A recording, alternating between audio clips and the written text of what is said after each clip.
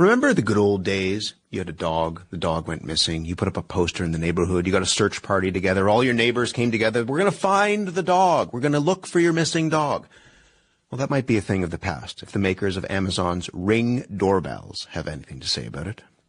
One post of a dog's photo in the Ring app starts outdoor cameras looking for a match. Search Party from Ring uses AI to help families find lost dogs. Since launch, more than a dog a day has been reunited with their family. Well, that sounds great. It's a commercial that played a few weeks ago during the Super Bowl. If you haven't seen it, basically, it shows the footage from people's door cameras and how that footage can now, thanks to artificial intelligence, be linked up to find a lost dog. The reaction to that idea has been swift. There have been plenty of concerns about privacy of not just the front doors, but of the public square. The co-founder of Ring, Jamie Siminoff, has been out doing damage control, addressing this concern, saying that people are misunderstanding how his technology works. He spoke with ABC News. The way it works is, someone posts a dog. We say, hey, this dog that's posted looks like this dog that's missing in front of your camera. Do you want to contact your neighbor or not? And that's where the key is. It's optional. It's optional. We give you. It's literally no different than you coming home from work and there's a dog on your front lawn and you look at the tag and decide whether or not to call the number on the tag. For most people with these sorts of doorbells, they have them because it's about convenience.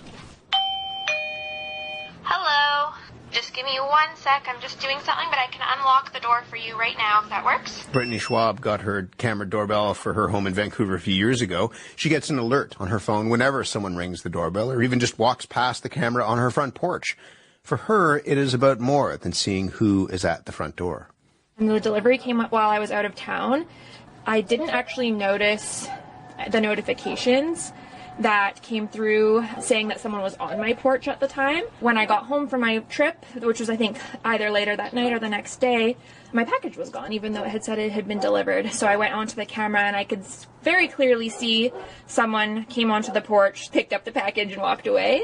I was able to just take some screenshots, send it to the company that I was buying from. I also can use that to send to the police, for example, so that they have someone that they can watch out for who's maybe stealing. These cameras are everywhere. And for more on the rise of these sorts of systems and what they mean for our overall privacy, I'm joined by Kristen Thomason. She is chair of Law, Robotics, and Society at the University of Windsor and an expert in the legal treatment of automated technologies and surveillance. Kristen, good morning. Good morning. What did you make of the ad that we started with, this Super Bowl ad? I mean, you lose the dog, the neighborhood bands together, you find the dog. That's heartwarming, isn't it? Or maybe not so much. I think it's reflective of a push towards encouraging acceptance, social public acceptance of these kinds of very sophisticated, very invasive surveillance networks. So Ring, over the years, has had a range of approaches in their advertising. Sometimes it's very much like be afraid of crime and people breaking into your home. And this is taking a bit of a different approach, showing or attempting to show, this is the benefit of this integrated surveillance network. As I mentioned, the co-founder of Ring was out doing damage control. What did you make of his pushback to people's concerns? This is just like the dog ends up on your front porch and you call the number on the tag. Nothing to be worried about here. I think actually it's really informative how much pushback there was, that people saw immediately through this advertisement that is focused on, a lost dog, like who is against lost dogs being found, but instead recognized immediately how potentially dangerous this technology can be.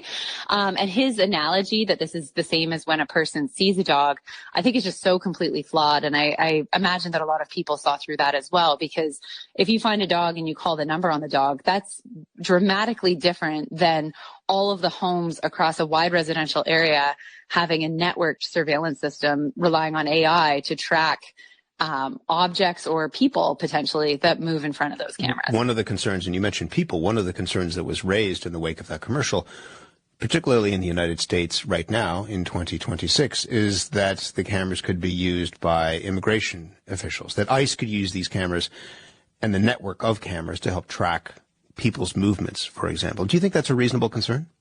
Yes, I think that's a reasonable concern. I think that's an extremely worrying part of how these networks are being developed and created by private companies that are regulated very differently from how police are regulated. And of course, in the United States, that regulation is different than it is in Canada. But this is almost, in a way, becoming a corporate backdoor to what would otherwise be restrictions on widespread, 24/7 type surveillance of public space that state actors, police agencies, et cetera, might not otherwise be legally able to do. But because this is done under the guise of its individual choice, it's able to, like, companies are able to encourage this kind of networking that police can then have access to. So if I have a camera like this on my front porch and I put it there because I want to see who's stealing the packages that might be being delivered to my house, what do we know about how private that camera's footage is?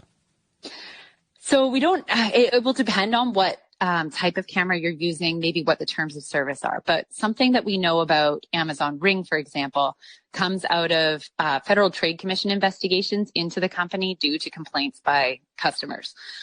So it's possible, or there have been instances, I should say, in the past of third-party hackers gaining access to these cameras.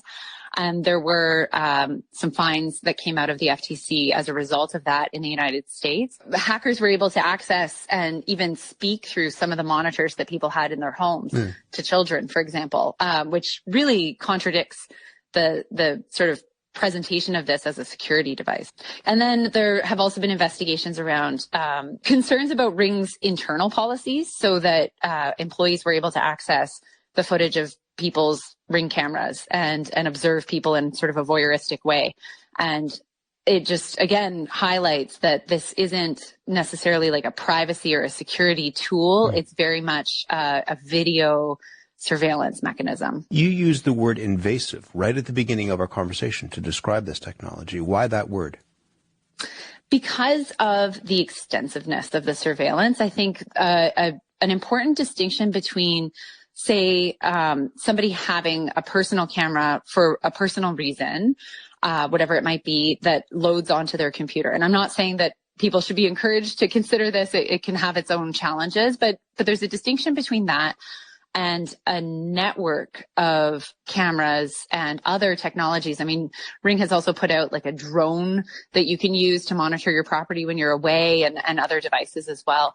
And these are all networked and accessible by the company that's providing them. And that's what makes the surveillance in this context so invasive, is that not only can it gather a lot of information about the person who's using the system, so the person who's bought it and installed it on their home, but it's also monitoring anyone who walks in front of the house. In some cases, depending on how it's set up, depending on a person's property, it might be monitoring the sidewalk, the road, maybe even the sidewalk across the street. There have been some examples of technologies that pick up sound. So it just collects so much information pervasively and then sends these messages to homeowners in a way that can sometimes, I think, stoke fear and worry, where, if we were just in our home and somebody walked in front, we might not think about it twice. But if you're constantly receiving text messages letting you know about that, it can create this sort of added, hyper vigilance around what's happening in front of the home that I think combined together makes it so invasive. What are the guardrails in this country that would protect people's privacy? Whether, as I say, it's one of the owners of these systems, or, to your point, somebody who just happens to be walking down the sidewalk. There are some laws that would sort of limit or create obligations in terms of how data is collected and shared. But it's a little bit complicated with these home video cameras because of, and it was in the interview with the CEO of Ring, because of that role of the individual choosing how they want to share the information and with whom, it creates a bit of complexity to how the law has evolved to protect privacy. So, commercial organizations have to follow certain privacy laws in Canada when they're collecting personal information about people, and that should include Amazon. However, the way that it's collected through the homeowner, I think, can create some complications in that process, because it's like me, a person installing this camera is the one doing the collection. And then on top of that, if the person with the video footage chooses to share it with police, that might actually override certain restrictions that would otherwise be in place for law enforcement to have access to that, like needing to go to the court and ask for a warrant first. Do you have to share the footage with police? I asked this in our neighborhood. There was an incident, and I know that police were checking with people who had those cameras on their front door to see whether they had the plan that backed up some of the data and what have you. Do you have to share that information with police? Have to? No, but it's possible that if there is at least the reasonable grounds for the police to think that you have evidence on it, there may be ways that they can access it through a court order. What do we know even thus far about how law enforcement is using these sorts of cameras? We know more, I think, about this in the United States because Ring has really actively sought out partnerships with police forces. And in those contexts, there's a really seamless way for people to share footage with police. And there have even been investigations that have shown police have received so much video footage that they actually can't parse through it very well. And so it's actually created inefficiencies in some ways. That's where I think a lot of concern from privacy advocates focuses on how that almost creates an incentive for more use of different artificial intelligence tools for scanning through all of that data. So there's worry that this could become even more invasive, scrutinized, and potentially also full of errors because we know artificial intelligence systems don't always get it right. And so there's quite a bit of information about that sharing in the United States. We don't necessarily have the same level of data here. There had been a discussion amongst Windsor Police and Amazon Ring prior to the pandemic about entering into one of these partnerships. It didn't materialize, and I don't know the details of why exactly that didn't follow through. I'm glad that it didn't because I do think it's worrisome when the access to that video footage is made incredibly seamless. Knowing we were going to have this conversation, I walked down my block yesterday, and I think there are 3 or 4 houses on my street that don't have these sorts of cameras. Is the horse out of the barn when it comes to this, when it comes to our privacy and what we're willing to give up and what we've already given up, do you think? I think the horse can always be returned if it even is out of the barn. When it comes to new technologies like this, and especially sort of, maybe more of like a public revelation of how deeply invasive they can be, I think there are always ways in which we can push back. And the backlash to that ad would suggest that you're right there. And the backlash to those glasses cameras as well. There's been quite a social reaction to the fact that people can, monitor everywhere they go in public spaces. And then, of course, the risk that can be then matched up with facial recognition. And you could actually pull someone's social media profile while you're looking at them on public transit, for example, I think many people would flag that as quite terrifying. And yet people really like this technology, and they like having the camera there because they're tired of somebody stealing their Amazon package from in front of their door. How do you think we should be weighing the ease of knowing who's at your door and where your packages are with those privacy concerns? Yeah, I think they don't even have to be in conflict with one another necessarily. I mean, one thing I would say is a weakness with this kind of video surveillance that is never promoted in the advertisements around their convenience is, what do they actually accomplish? Like even the example from earlier, the package is still stolen. You saw the person take your package. There. Yeah. And so, there's maybe a bigger conversation to be had around even just the commercial nature of shopping at post-pandemic, I think, is when this has become especially more popular to order things online, have them delivered. Are there other ways to maybe address that concern that don't involve installing integrated surveillance network throughout a whole neighborhood? These cameras they're not bystanders. They're not neighbors. They're, commercial products that are sold for profit. 2 quick things before I let you go. If you had friends or family who said, I'm going to get one of these cameras, what do you think? And what would you say to them? I would emphasize, I think, first, this exact concern that those cameras actually introduce new security concerns into your home. So if you're buying it because you think it'll give you security, here's some information about the ways in which it might also jeopardize your security. And then I would also emphasize the bigger consequences that I think sometimes can be harder to weigh against the convenience. I get that. But the bigger consequences, I think something we really saw in discussion around ICE's operations in Minnesota is that this recognition that your Ring camera is an ICE agent. And I think sometimes it takes those kinds of bigger moments to really see the potential risk down the road of installing this kind of infrastructure that we might not see in the moment when we're just thinking of the convenience of it. What does this do, or what does it say about our social fabric right now? Do we trust our neighbors? I think a lot of the profit motivation around the sale of these cameras has focused on this pushing of fear and concern, but there's a lot of pressure pushing back against that. And I think resisting it and resisting the profit incentive that's driving it is a really powerful thing. And I think we see that in Minnesota and the reaction to some of the violence that ICE has been bringing there. I think we see it in the resistance to that Ring advertisement. I think that neighborliness is still there, but I think that these cameras are trying to pull on different threads, and resisting that, I think, is really powerful. This is such an interesting story, and I'm really glad to talk it through with you. Kristen, thank you very much. Thank you so much for having me on. Kristen Thomason is chair of Law, Robotics, and Society at the University of Windsor and an expert in the legal treatment of automated technologies and surveillance. We knew that we had to monitor our enemies. We also come to realize that we need to monitor the people who are monitoring them. Well, who's going to monitor the monitors of the monitors? He can use that to track somebody that he's looking for. That's a problem. Now at 5, renewed privacy concerns about constant surveillance after Milwaukee police officers charged with tracking a romantic partner.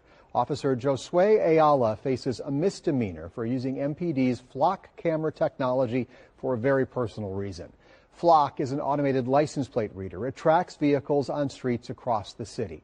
Ben Jordan breaks down the details of the complaint and renewed concerns about how this system can be abused.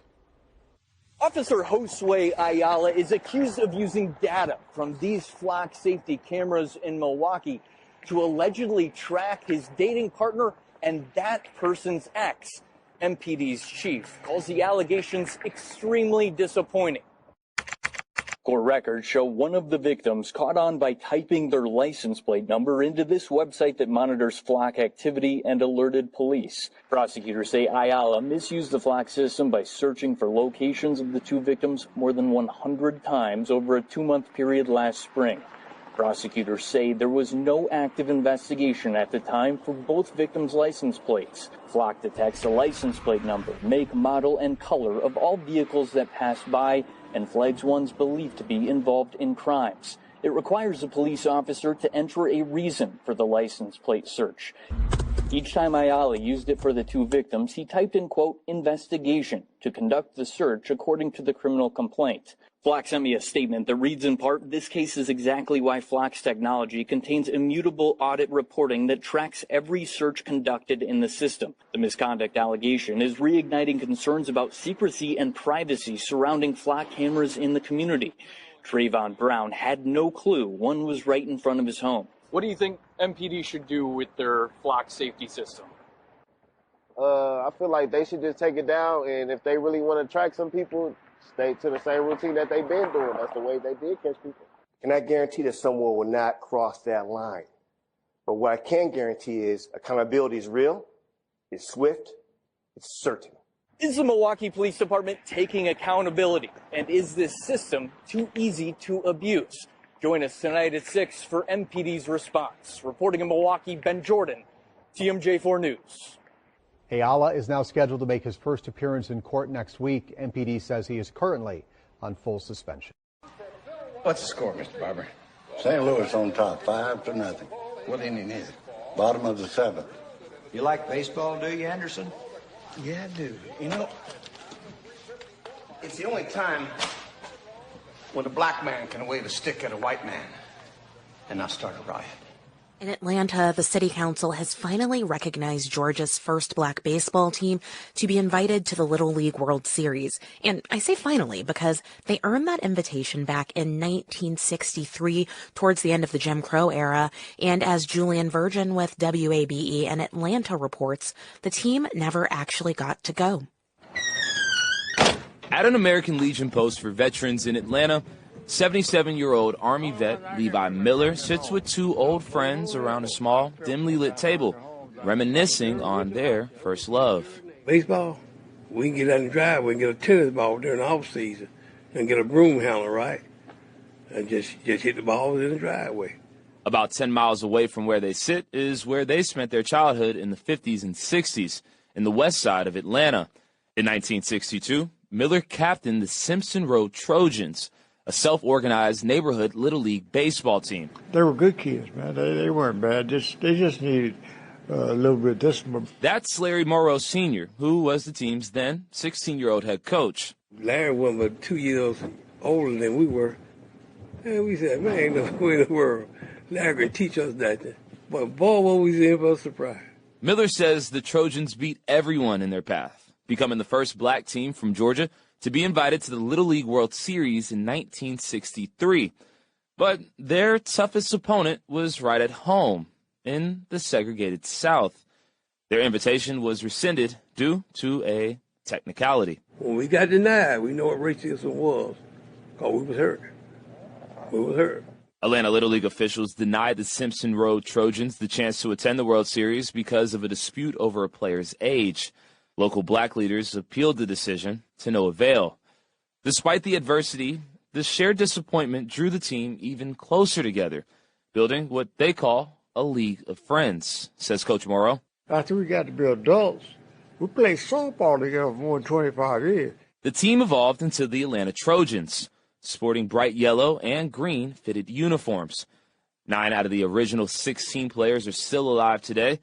Many of them recently stood behind Atlanta City Council member Byron Amos as he proclaimed, "Do hereby recognize and honor the 1962 Simpson Road Trojans Little League team for their historic achievements." Both team captain and head coach stood side by side, grinning ear to ear, holding the proclamation like a championship trophy. It means a lot to be recognized because most of us are in our 70s, man. And, you know, and there's old saying about giving flowers while you're living. And this is a flower show, I say. The Trojans' journey is now also a part of a book titled A League of Friends. For NPR News, I'm Julian Virgin in Atlanta. Medical apartheid. The dark history of medical experimentation on black Americans from colonial times to the present. A lawsuit settled by the estate of Henrietta Lacks, and that lawsuit alleged a pharmaceutical giant profited off of her cells, which were taken from her decades ago without her knowledge. Now, this stems from 1951, with Lacks' estate arguing her cells were reproduced in labs to go ahead and enable major medical advancements, including the polio vaccine. Details of this agreement, which was finalized in court in Maryland this month, are not public. The Lacks family and Swiss-based Novartis said in a statement they are pleased that they were able to find a way to resolve this matter outside of court, but they are not commenting any further. Johns Hopkins said it never sold or profited from the cells, but many companies have patented ways of using them. During this critical period, we need to think through where we are and not just react.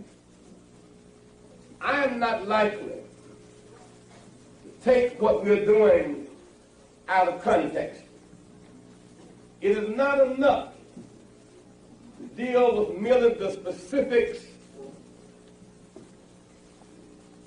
of 6 murders. A text out of context is a pretext. This matter must be put in some kind of historical perspective. Surely we must know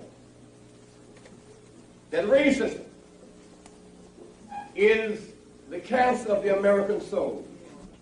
The Reverend Jesse Jackson Sr. was many things to many people, and in Chicago, he was everywhere, in churches, at protests, at City Hall, at Rainbow Push. WBEZ Summer Van Benton asked Chicagoans how they remember the civil rights leader, and a few themes kept coming up. First, people say he was visible and always present within the community. Austin resident Langston Harris first saw Jackson at 14. His mom took him to a Rainbow Push Saturday Forum. I just remember the Keep Hope Alive, like the chant that was going on. The chant, led by Jackson, was core to the Reverend's civic and political campaigns. At the time, Harris didn't fully understand it. I thought I was like, what are we doing? But he remembers feeling the energy in the room. This week, when Jackson died, Harris noticed something while scrolling through social media. So all my friends from Chicago have at least one picture with him. He says Jackson was being like very present, very local, very visible, and like actually literally down with the people. Historian Barbara Ransby says she once saw Jackson as a movement celebrity, someone who was mostly on TV, who wasn't hands-on in the fight for civil rights. But over time, her perspective changed. Ransby eventually realized how involved he really was. I've seen him at small marches and big marches. She remembers finding herself on a picket line with Jackson. I said, Reverend Jackson, is that you? He said, oh, yes, me, Dr. Ransby. Like 20 people. He showed up and he stayed. Ransby says whether he was marching alongside Dr. Martin Luther King Jr. or supporting union workers, Jackson was there. Second, even with his fame, many people felt he genuinely cared about them. Former neighbor Phyllis Brooks Toback says even as his profile rose, she believed everyday people remained his number one priority. He was a man of the people, and that was his self-image, and he never really changed it as far as I could see. Third, Chicagoans saw him as someone who opened doors for others. Some, like Austin resident Corey Dooley Johnson, point to Jackson's 2 presidential runs, campaigns that reshaped what national politics could look like. That some say led the way for Obama to get into office. So definitely a trailblazer. People also said Jackson had a commanding presence. Dooley Johnson saw Jackson for the first time later in the Reverend's life at an interfaith breakfast. And I remember seeing him, and even in a wheelchair, you could just like feel his aura, right, and his legacy. He was tall, handsome, and his speeches commanded the room. To some, Jackson's confidence read as ego. Brooks Toback says that could be polarizing, but it comes with the territory. Jesse liked arousing attention, and he was pretty fiery in a lot of his speeches. Still, many say what defined him most was his persistence and how he evolved. Ransby calls him principled, not perfect. And he's somebody that has always had room to grow and at least on some occasions recognize that.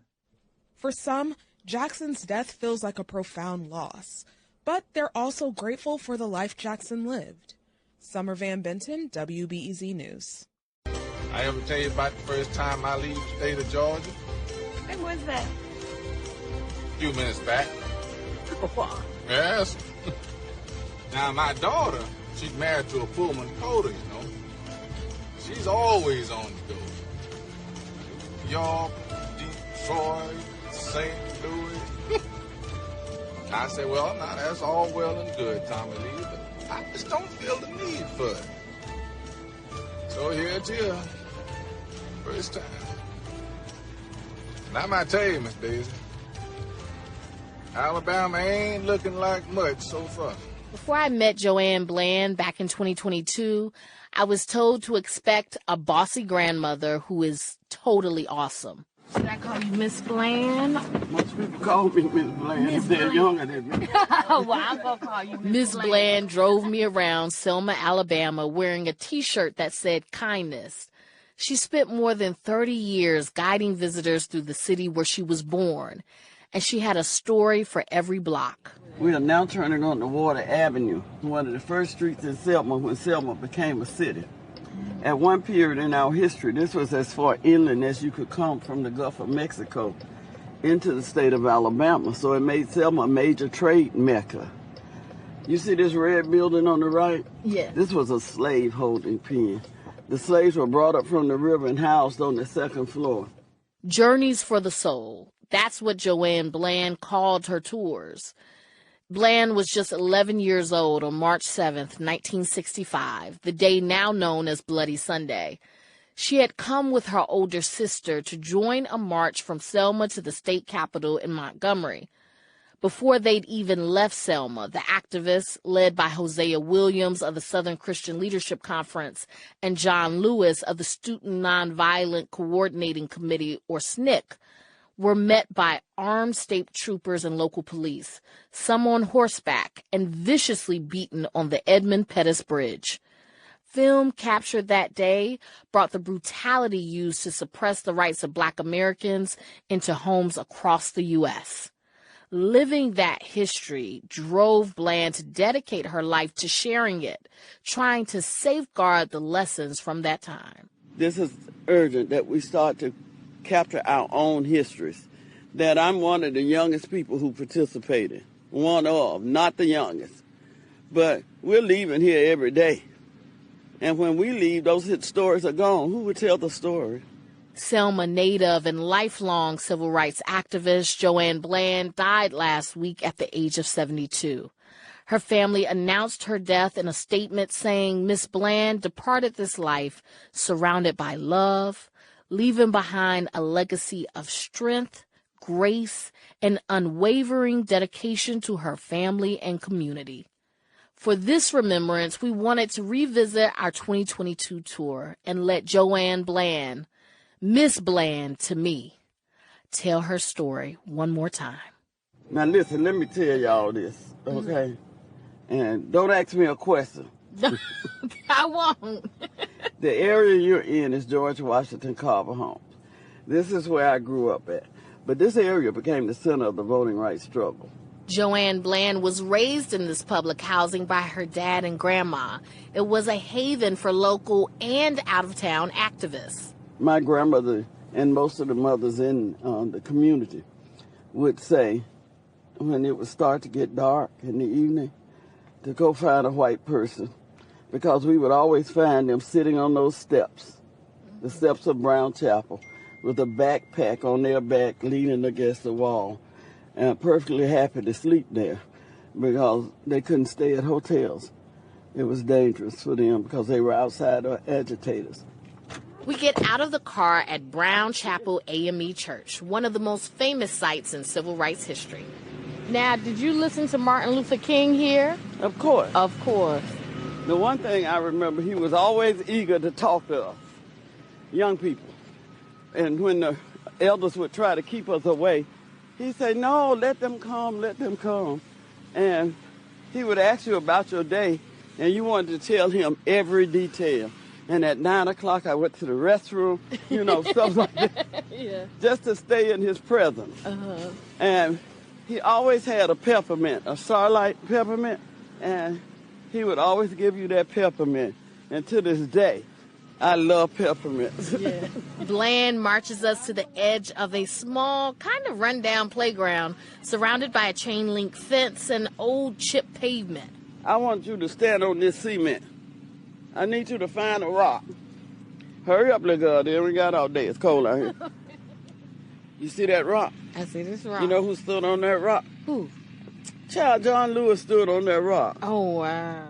You see, you're standing on the last piece of the original cement where we gathered on what is now known as Bloody Sunday. I followed John Lewis and Hosea Williams up to that bridge to be beaten by law enforcement officers. You're standing on sacred ground. With that, we get back in the car and make our way along what's now Martin Luther King Street. This is First Baptist. First Baptist was SNCC headquarters. This is where they tried to teach me the principles of nonviolence. I flunked. We're probably about a mile from where the marchers were attacked on Bloody Sunday. This is also where I came back to. My sister and I, Linda, ran back here. We ran past our house, thinking we didn't have time to unlock the door because those same men were chasing the marchers back. And we were terrified. And we kept running, and we ran up those steps. and went inside the church thinking we were safe. We were not. They came into the church and started beating people all over again. My goodness. Yeah, I saw them pick up a young man about 16 years old and just hoist him above their heads and throw him into the baptismal pool. What happened at that bridge didn't stop at that bridge. It happened out here all night long. She never stops teaching. Here is the dividing line between black and white Selma. Here is the house where Dr. King stayed. She stops the van in front of a large house that looks like a plantation. I've come a long, long way with this civil rights history because it's been like therapy. Talking about it, it was like a cleansing. But I'm not nearly in that same place with this slavery history. Our history had to be the worst of all mankind. We don't get out of the car here. Bland has only been inside the house, now a museum, once. When I opened that door, I was overwhelmed with the beauty of this house. It has been completely restored to the way it was in the 1800s. It has a stairway that drew me to it like a magnet. And I stood there marveling over this wonderful craftsmanship and wondering, did some of my ancestors do this incredible work? Our next stop shows just how tied up that Civil War history remains with the progress of the Civil Rights era. This cemetery, I have a love-hate relationship with it. The trees are magnificent. They are beautiful. I mean, huge, huge magnolias and oaks. Oh, my goodness, it's just amazing. And then all this evil is inside of it.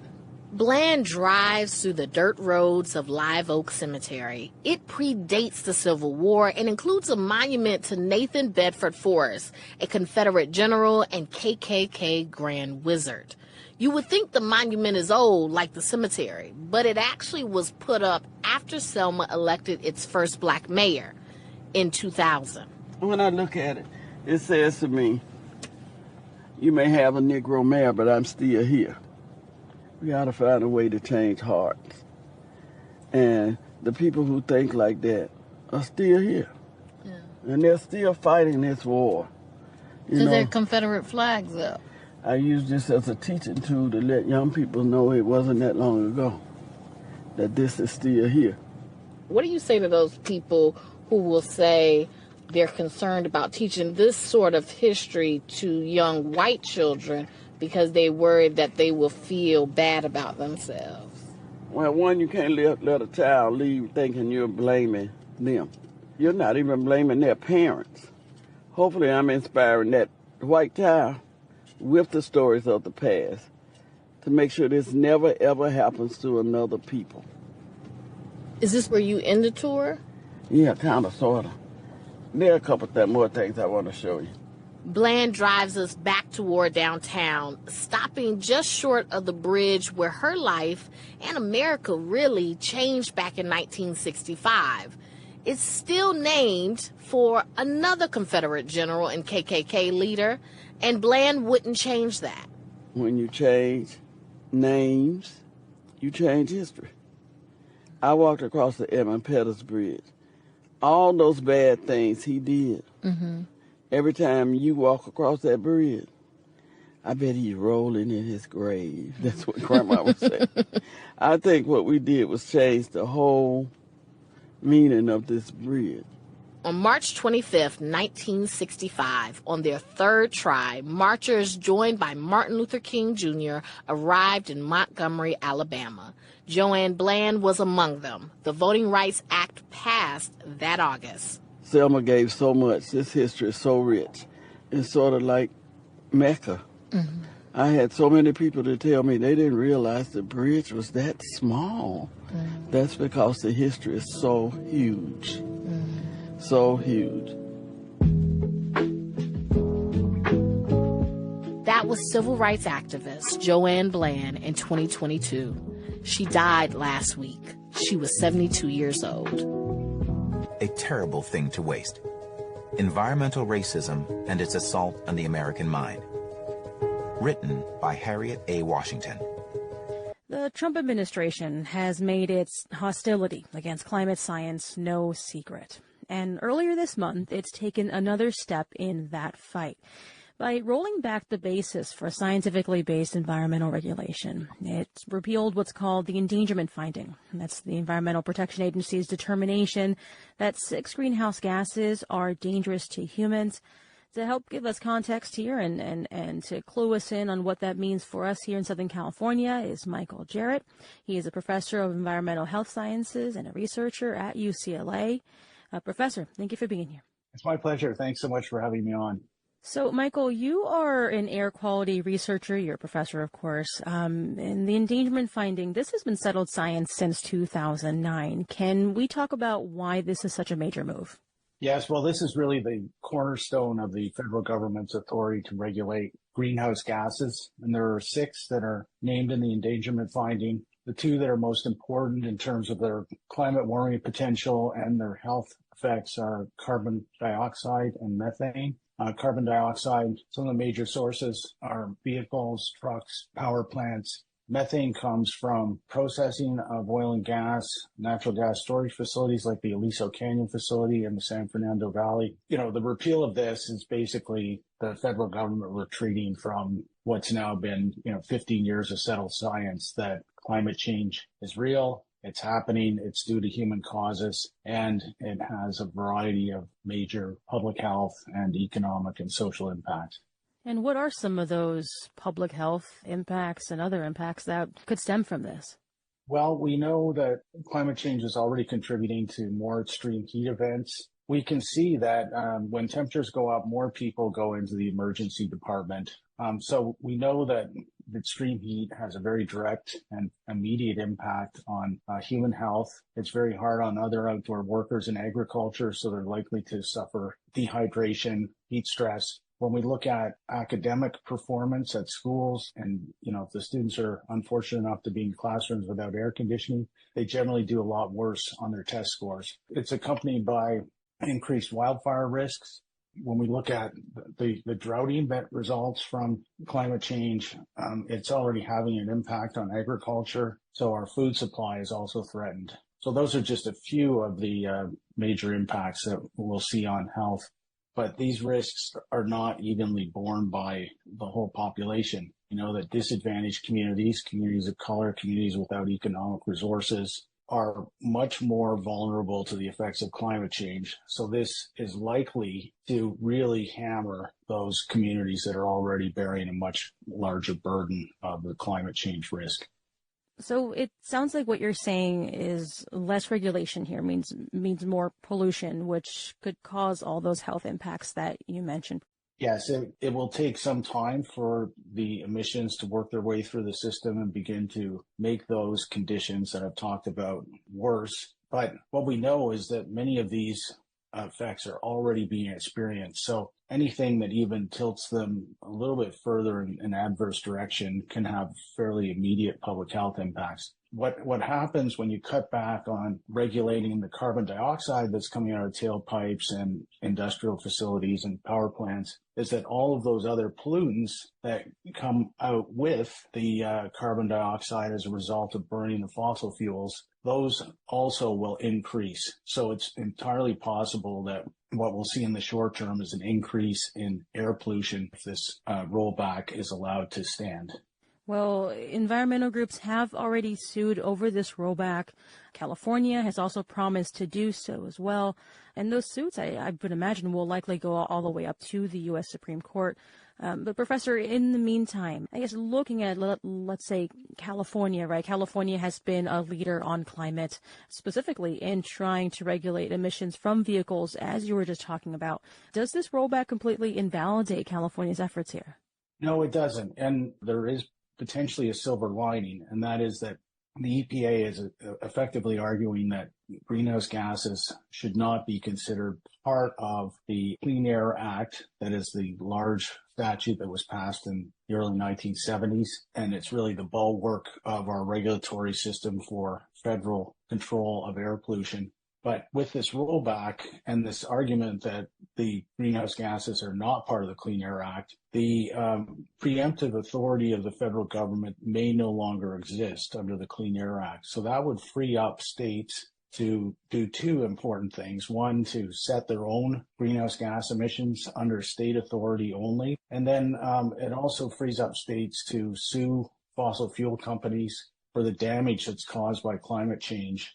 Professor, this administration over the last year and also during the president's first term has been pretty pro-industry and pretty anti-regulation.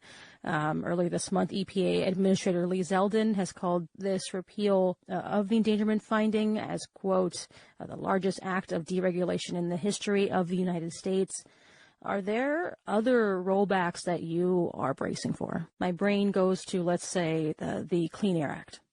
Well, there's been a reluctance, I think, among lawmakers in Washington to open up the Clean Air Act to major revisions because of the potential of having additional rollbacks that would be even potentially more damaging than this endangerment finding rollback. You know, one of the arguments the EPA is making is that, well, Congress never explicitly said that EPA should regulate tailpipe emissions from vehicles. So if they want to do that, they have to go back and open up the Clean Air Act. And, you know, some people view that as sort of a Trojan horse for getting into the Clean Air Act and gutting it. So it's possible that that could be one of the next steps. I think it's also possible that the federal government is trying to get this particular issue in front of the Supreme Court so that an earlier lawsuit can be re-adjudicated and basically say that, you know, the federal government has no right to do anything to regulate climate change. That's, I think, part of the longer strategy that the Trump administration is trying to follow here. It will take many years to wind its way up to the Supreme Court, and they've already issued many rulings that have made it harder to regulate climate change emissions as well as conventional air pollutants.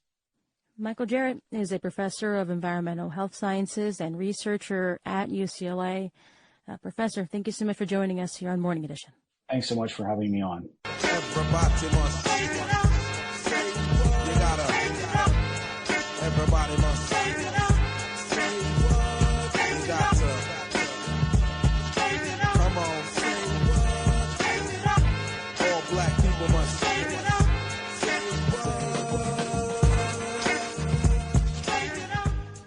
A consumer alert now about some popular hair products that may contain chemicals known to cause cancer and other health issues. Our national investigative team found years of research and complaints showing potential problems with products marketed to people with curly and textured hair. As Carice Jackman reports, it's an issue that disproportionately impacts African American women. It's a cost for beauty. That's what they used to say. Talk to me about your journey, your hair journey. I started getting perms or relaxers when I was in 6th grade. If you let me tell it, I would get a perm every week because it had to be smooth, and I don't have that kind of hair. So as soon as it started curling up, can you put something right here? Old ads show for black women, straight hair was a social beauty standard. Hair so soft, silky, and free. Start with permanent cream relaxer. Which meant getting chemical treatments called relaxers, sometimes called perms in the black community. I'm 68, so natural hair was considered to be naughty hair. It was a standard of beauty, imposed standard of beauty. What made you stop? My hair started getting thin in the top. Medical issues too. What was the experience like whenever you would get your perms? Oh God, in the beginning it was awful. My scalp would burn and had little miniature sores. I thought that was just part of the process. That burn is an experience many African American women feel. Our national investigative team requested and obtained Food and Drug Administration documents showing hundreds of complaints. Our findings from coast to coast in the last 2 decades. Hundreds of people have reported concerning and horrific outcomes they believe were tied to chemical hair straighteners.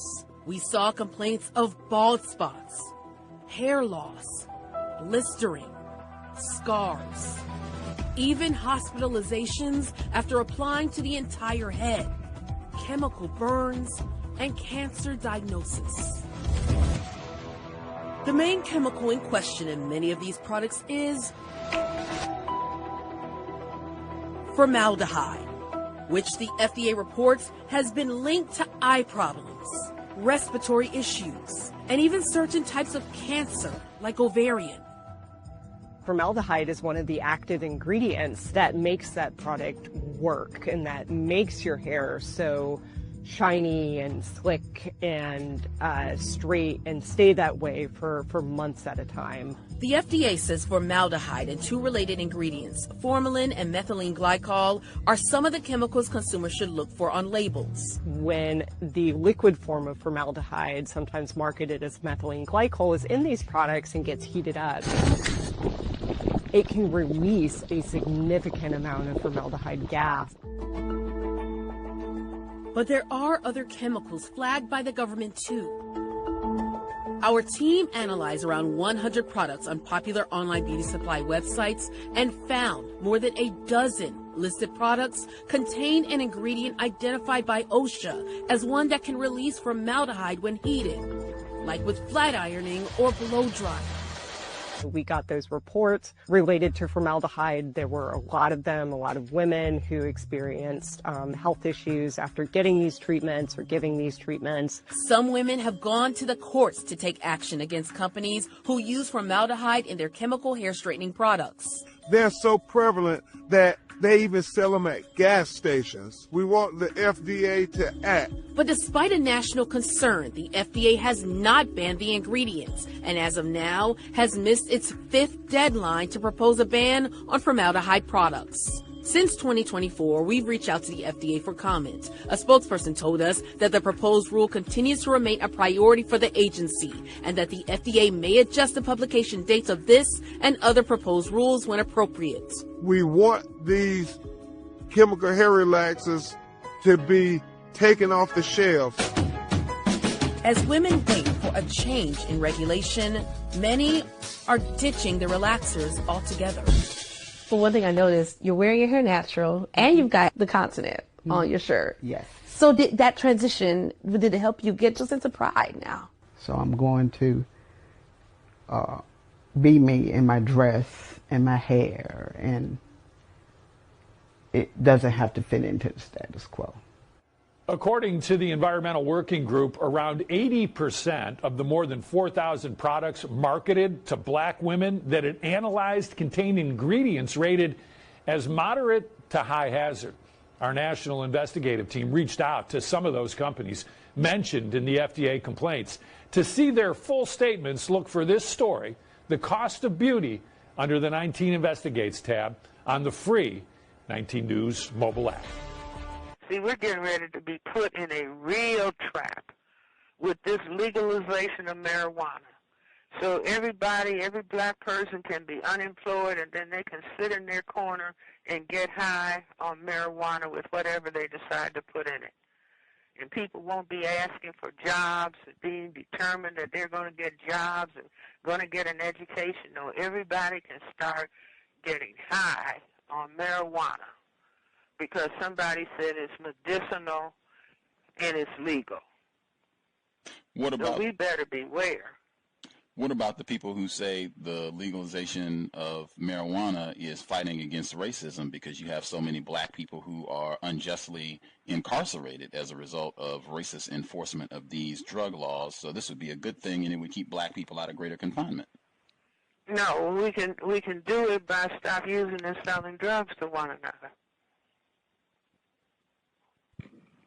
See, if I'm not using drugs, then I can't be incarcerated for drugs. And I see so many males, young males in my practice who have become psychotic,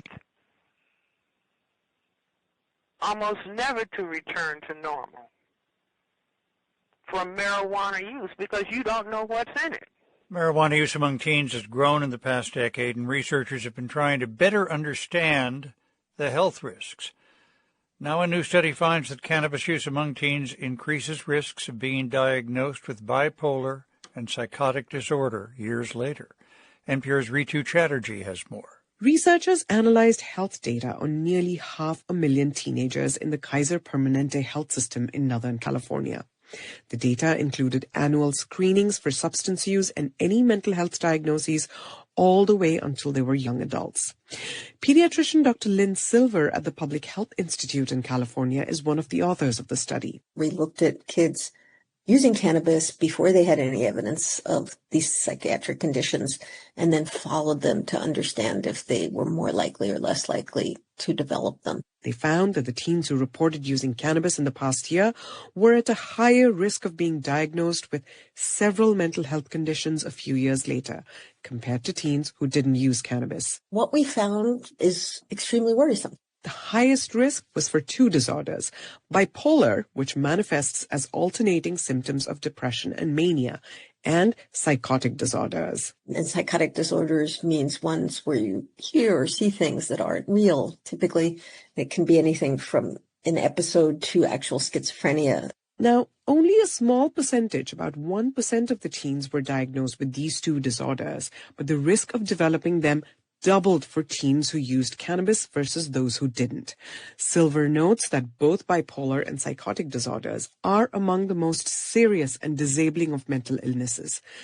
The risk for more common conditions like depression and anxiety was also higher among cannabis users. Silver hopes that the study, published in JAMA Health Forum, will make teens more cautious about using the drug, which is not as safe as they think it is. With legalization, we've had a tremendous wave of misperception of cannabis as a safe, natural product to treat your stress with. Psychiatrist Dr. Ryan Sultan at Columbia University also researches the impacts of cannabis use on teens, but wasn't involved in the new study. He finds the results worrying, and it confirms what he's seeing in his clinic: more teens using cannabis who've developed new or worsening mental health symptoms. It is most common around anxiety and depression, but is also showing up in more severe conditions like bipolar disorder and psychosis. He notes that mental health disorders are complex in origin. A host of risk factors like genetics, our environment, lifestyle, and life experiences all play a role, and some young people are more at risk than others. Which is why when someone has a psychotic episode in the context of cannabis, or a manic episode in the context of cannabis, clinicians are going to say, please do not do that again, because you're playing with fire. Because the more they use the drug, he says, the more likely their symptoms will worsen over time, making recovery harder. Ritu Chatterjee, NPR News.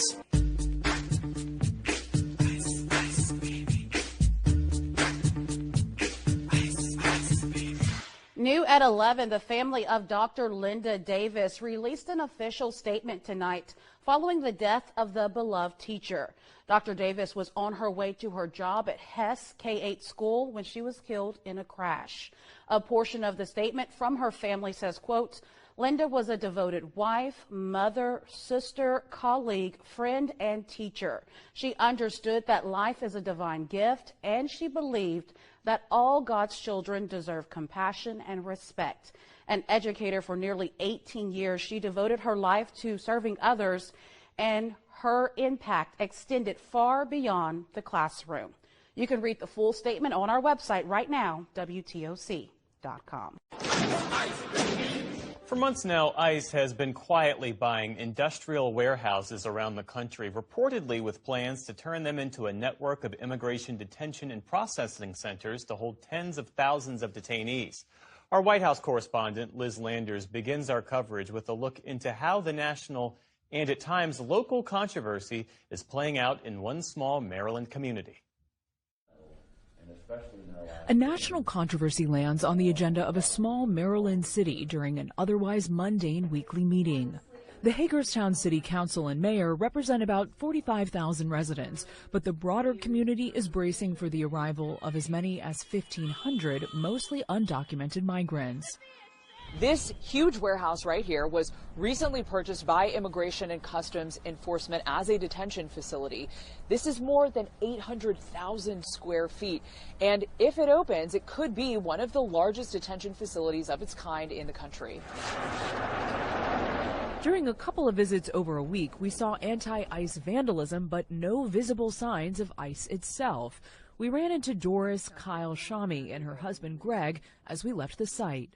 The administration is ruining this country and is tearing apart communities that we need, and they're good people. This has got to stop. Locally, the facility will be primarily regulated by the Washington County Board of Commissioners. All in favor by saying aye. Aye. Protesters interrupted their meeting earlier this month, shortly after the board unanimously agreed to a resolution welcoming ICE. Nobody ever expected it to become a place of residence. We listened last week as the city's utility director briefed the council on its limited but critical role governing the facility. Our authority starts and stops with the water. In the audience, community members on both sides of the national and now local debate. I don't think it's a good thing for Hagerstown if we get that. I think it's a great thing. Hagerstown needs as much help as it can get in increasing the income per person.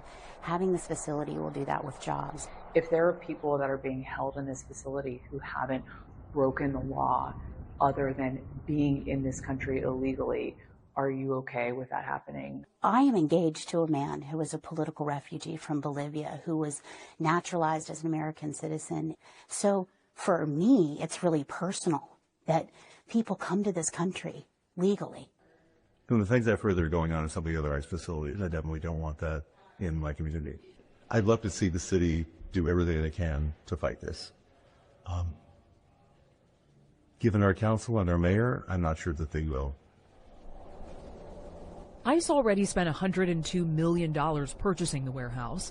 The Department of Homeland Security responded to our questions with a statement touting its economic benefits and reading in part, quote, "These will be very well-structured detention facilities meeting our regular detention standards. Sites will undergo community impact studies and a rigorous due diligence process to make sure there is no hardship on local utilities or infrastructure."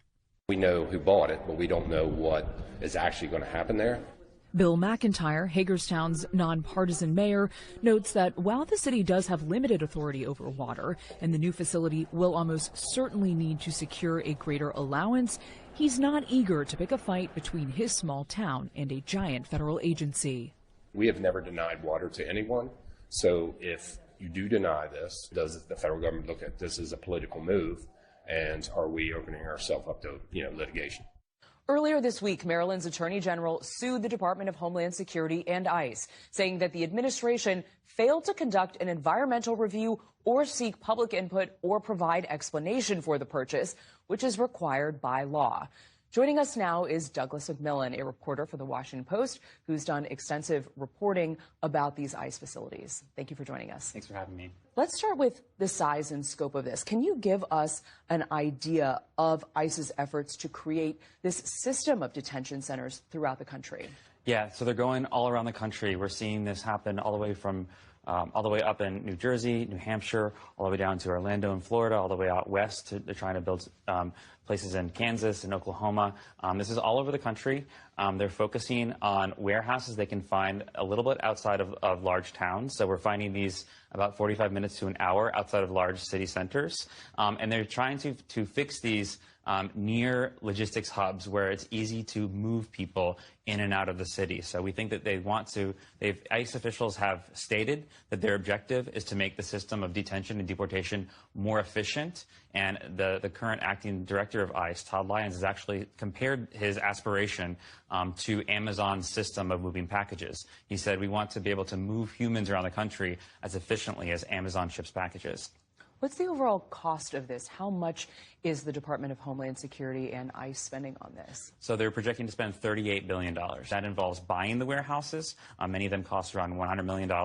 That involves significant upgrades and retrofitting these warehouses to basically turn what are empty, vacant shells of buildings into a kind of functioning detention center with housing units, recreation areas, kitchens, outside basketball courts. They want to kind of like build these out and spending up to $150 million for a single facility in some cases.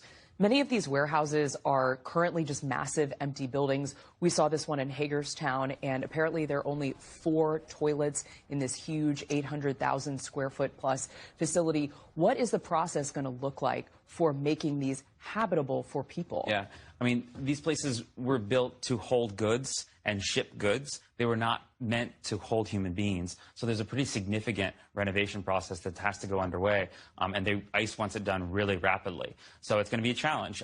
For one example, a lot of these are distribution centers built for a company like Amazon, where a lot of trucks would have been pulling up to these large bay doors. And so many of these facilities have dozens of bay doors around the perimeter of the building. That's not a very secure feature if you want a detention center to hold people who are not going to be able to escape. So one of the first things they might have to do is brick up all those bay doors. Another thing that a lot of these facilities have is going to be a challenge is that they are built on a thick concrete slab, which is going to make it extra hard to install plumbing and to install wiring and to install kind of the workings of a building that you're going to need when you're talking about holding thousands of people. So it's going to be a pretty complex job. What's your reporting on the timeline that ICE has for this? How long is it going to take them to be able to convert these warehouses? So it's really rapid. They want this whole system of up to 24 facilities to be up and running by the end of the year, essentially. And we've heard internally there's been a lot of debate over that time frame, and that even some companies that they've worked with for many years, like Geo Group and Core Civic, were the two largest detention contractors in the country, that they've been pushing back and saying that this timeline is too aggressive. The administration has found some of these warehouses that they've purchased in areas that are Republican communities. What has been the reaction in those places? Yeah, so I spent time in one of these facilities down in Social Circle, Georgia. It's a small town, 45 minutes east of Atlanta. It's projected to be one of the first mega detention centers. Like, when they're going to turn one of these warehouses and turn it into a detention center holding up to 8,500 people. The people there were really worried and scared and nervous about what this means for their town. A lot of them say that they support the president and they voted for the president, and they generally agree with his immigration agenda, and they agree that illegal immigrants should be locked up and deported from the country, but that they don't think that this makes sense for them. And just quickly, how has the administration handled some of the pushback in some of these places? So very different. In some places, they've just been completely quiet, and they've gone about their business just simply buying the facilities and moving forward with their plans to put these up, not really kind of giving any mind to the protests and the pushback. In other places, it seems like they have acquiesced and they have actually come to the table. We've seen a few examples now. Just this week, Marsha Blackburn in Tennessee announced that ICE was canceling its plans to host a detention center in her state, in Tennessee. We've seen similar announcements from state leaders in New Hampshire and Mississippi. So it looks like that some Republican leaders who have juice with DHS are striking deals to get these facilities not in their areas, but in other places, including many Democrat-led areas, there isn't kind of that ability, and that the DHS has not really come to the table and meaningfully engaged with the local community. Doug McMillan, thank you so much for sharing your reporting. Thanks for having me. Hitler had the supreme fascist state. And what was he worried about in Europe and in Germany? He was worried about white genetic annihilation. What is everybody in Europe worried about now? White genetic annihilation. Democrats and Republicans traded visions for America this week, both in the State of the Union address and on the campaign trail. Both parties are embracing the core message that America's institutions are failing. But who each party blames and who they say can fix it cannot be more different. This anti-establishment thinking, known as populism, is dominating politics in the country in this moment. NPR senior political editor and correspondent Domenico Montanaro and NPR political reporter Elena Moore join us now to talk about why. Hey to both of you. Hello. Hey there. Hey. Okay. So let's just start with the pretty basic question here. Democrats and Republicans proposed very different ideological agendas. So how is it that both parties are embracing populism at this moment? Well, also, I mean, anger is really at the center of American politics right now. I mean, people are pessimistic about the direction of the country. They have a negative outlook on the economy and their position in it. and they're down on the overall political system, like you mentioned. And populism is about pitchforks. Who they're aimed at, those pretty different. For the right, it's about immigrants and liberal elites and blaming them for the economic problems of blue-collar workers and the, quote, forgotten man and woman, which, of course, Trump ran on in 2016. And he did that again in the State of the Union address this week, taking aim at Somali immigrants in Minnesota for fraud cases in the state, saying that, quote, Americans pay the price. For the left, it's really about corporations and billionaires and oligarchs, as they see it, with access to power and influence. Yeah, let's talk more about that, Elena. Explain more about how all of that translates to a message for Democrats. Well, there's no singular populist message on the Democratic side, and part of that is because the party doesn't have a leader, and part of that is because the party is still trying to just figure out what their broader national message looks like after losing in 2024. But, we do know that this is the party's focus right now. And we have seen different rising voices in the party champion economic populist messages and really tailor them to different communities in different ways. And I think one high profile example is James Tallarico. He's a Democrat running for Senate in Texas, and primary day for that race is next week, by the way. Here's how Tallarico made his pitch to voters in a recent ad that ran during the Super Bowl. Billionaires don't just influence politicians, they own them.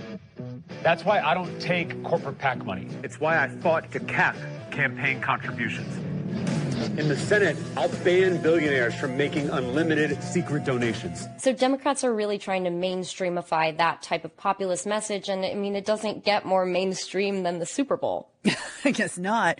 Okay, let's go back to Republicans. Dominica, what is the Republican version of this populist message? This all goes back to the Tea Party movement, which came in response to what it felt like was a liberal direction that they couldn't stomach, a feeling that taxes and spending were too high as major demographic change was happening and happened to be during the presidency of the first black president. Some of that, frankly, had a degree of racism attached to it. Trump tried to other former President Barack Obama, pushing the racist birther theory, the false idea that he wasn't born in the United States. All the while, the quote-unquote replacement theory, this idea that immigrants were going to change the values and the literal complexion of the country, something that started with white nationalists and white supremacists, that was taking hold within the Republican Party.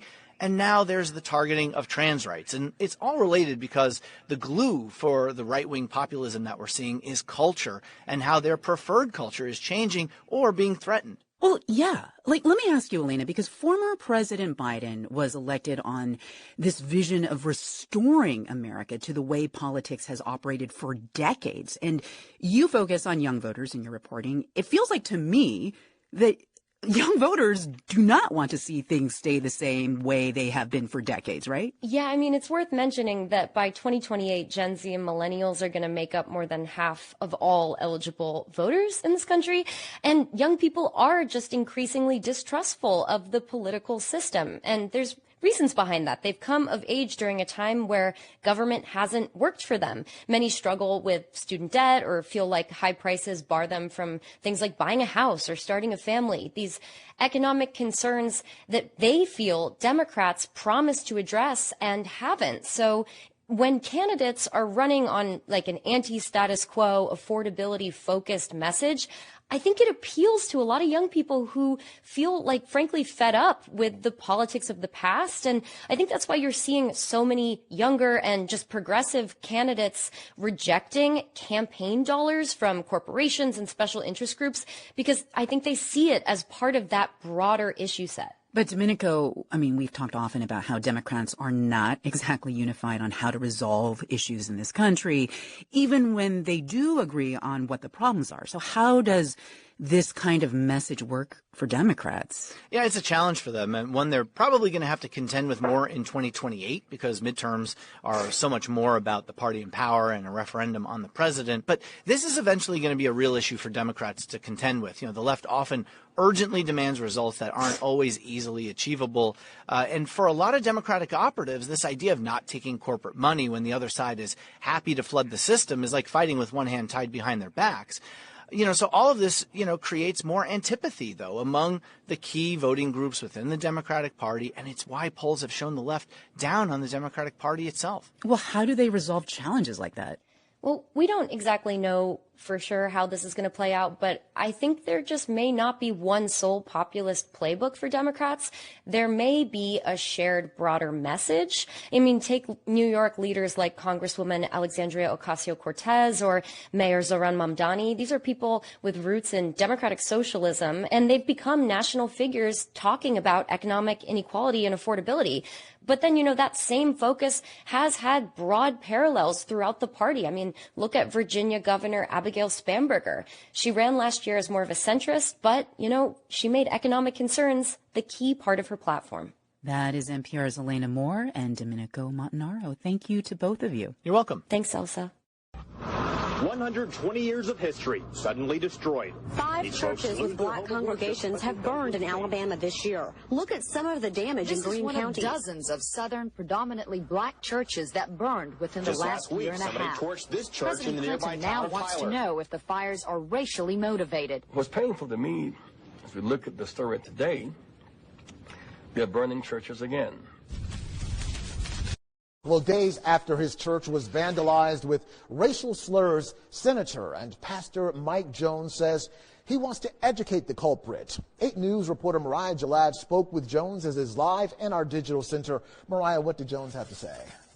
Well, Eric, Senator Jones tells me he wants to sit down with the person that defaced his church and teach them the impact of the racist word they used. I have folk in my congregation that remember segregation, right? That they were a part of it here in the city. So it just hits different. This death threat was found painted on Village of Life Ministries Church in Chesterfield last week. Senator Mike Jones pastors the congregation there. We're dumbfounded that in 2026 that someone would still write something that offensive, that demeaning. On social media, Jones wrote, quote, "We have endured vandalism and break-ins over the years, but nothing like this. Now it's covered by dark green paint, but the threat and racist slur still has his congregation on alert." Jones says it's even more hurtful that the vandalism happened during Black History Month.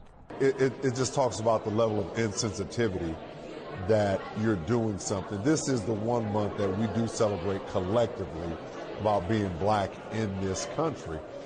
And so it just adds insult to injury, pouring salt on the wounds. Chesterfield Police is investigating the incident and says the vandalism reportedly occurred between February 8th and 15th. A suspect has not been named. Jones says he wants the culprit to know the history of the slur they used. Know that you use words that have historically been used against African Americans to demean, to terrorize. It's not just a word that you hear in a hip-hop song. What you did was hurtful. What you did is a crime. It is a crime. And then I don't have time to paint my church in that area for that nonsense. So I'd love to sit down and meet with them. Chesterfield police say the investigation is ongoing and that police have increased patrols in the area. Anyone with information is asked to give them a call. Live in the Digital Center, Mariah Jalad, 8 News. I can feel it deep inside, this black nigger's pride. I have no fear when I say, and I said every day, every nigger is a star. Every nigger is a star. Who will deny that you and I and every nigger is a star?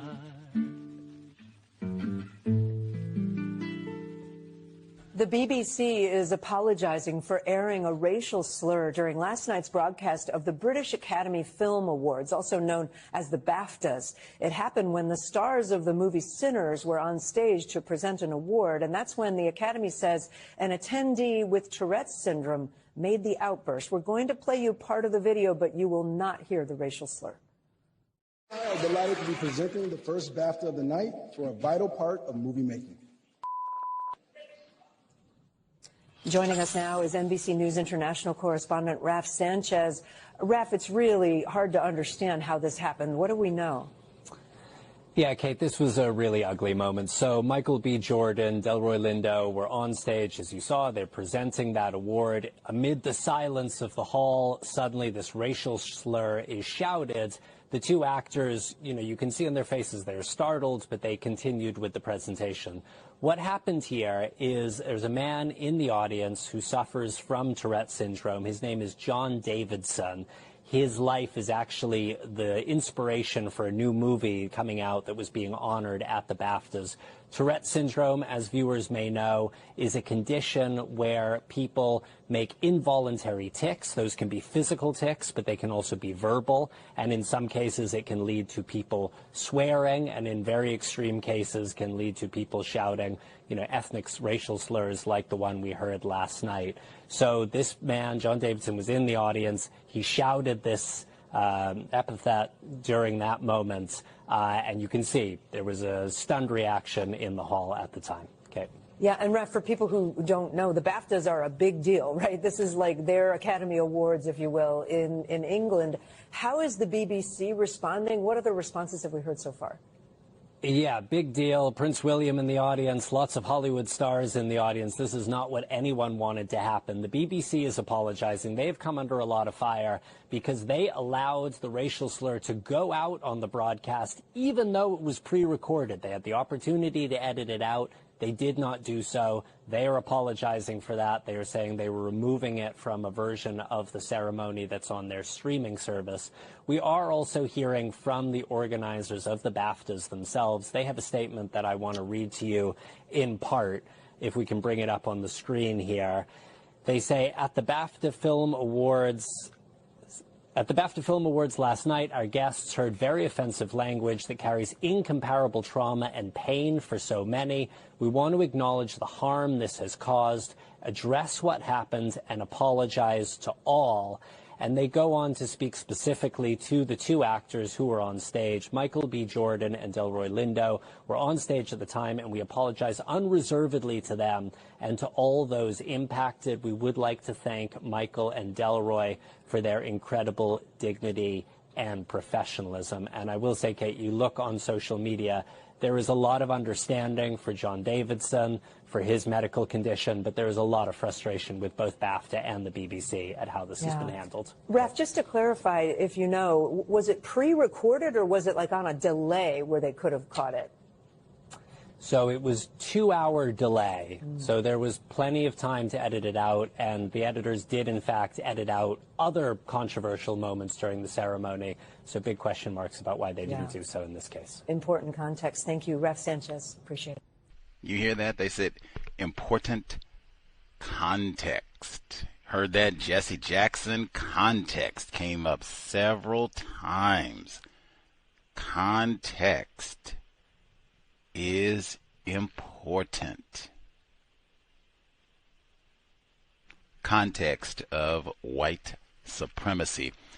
The worthless Negro from Virginia, Gus T. Renegade, in for another broadcast, hopefully to share constructive information on the global system of white supremacy. Today's date, the last day of Negro History Month. Thank goodness we made it. We can flip the calendar and get on to White Women's History Month. We can talk about Amelia Earhart or whomever else Ruth Bader Ginsburg, Hillary Clinton. White Women's History Month. Let's get to it. But thank God we made it through February. Sometimes we are real thankful. It's not 30 days or even 31 days. Can you imagine? Oh, we made it. If you have commentary to share, not for spectators here at the Compensatory Call-In, the number 720-716-7300, the code 564-943 pound. Press star 61 if you would like to participate. Should I say full disclosure, I did not see Sinners nor Marvel's Black Panther. I think the last Michael B. Jordan film I think I saw Creed, because we talked about that in the Rocky series. I saw that, but I'm not really a Michael B. Jordan fan. I mean, they lost me with Fruitvale. When I say they, like Ryan Coogler, they lost me with Fruitvale. By the time we got to Marvel's Black Panther, I was already So I did not see Sinners, have no plan to see it. Might be the greatest film ever. Maybe. At the end of the day, replace white supremacy with justice, which is the same thing I said after Marvel's Black Panther. Any hoodles. Before we get to the audio clips, things folks have to share. Sade C. Robinson. Website for the foundation, SadesVoiceFoundation.com. SadesVoiceFoundation.com. SadesVoiceFoundation.com. I think I mentioned last week that 48 Hours, the true crime series on CBS, that they aired their segment on the murder of Sade C. Robinson last week, and I think it debuted on Saturday, a week from today, actually. It is available on YouTube and on-demand streaming and probably a gazillion platforms by now, but I know the two easiest ones, CBS On Demand, YouTube. You can watch it for free on either, pull it up on your browser, phone, device, TV, whatever. You can watch the whole thing, a billion times.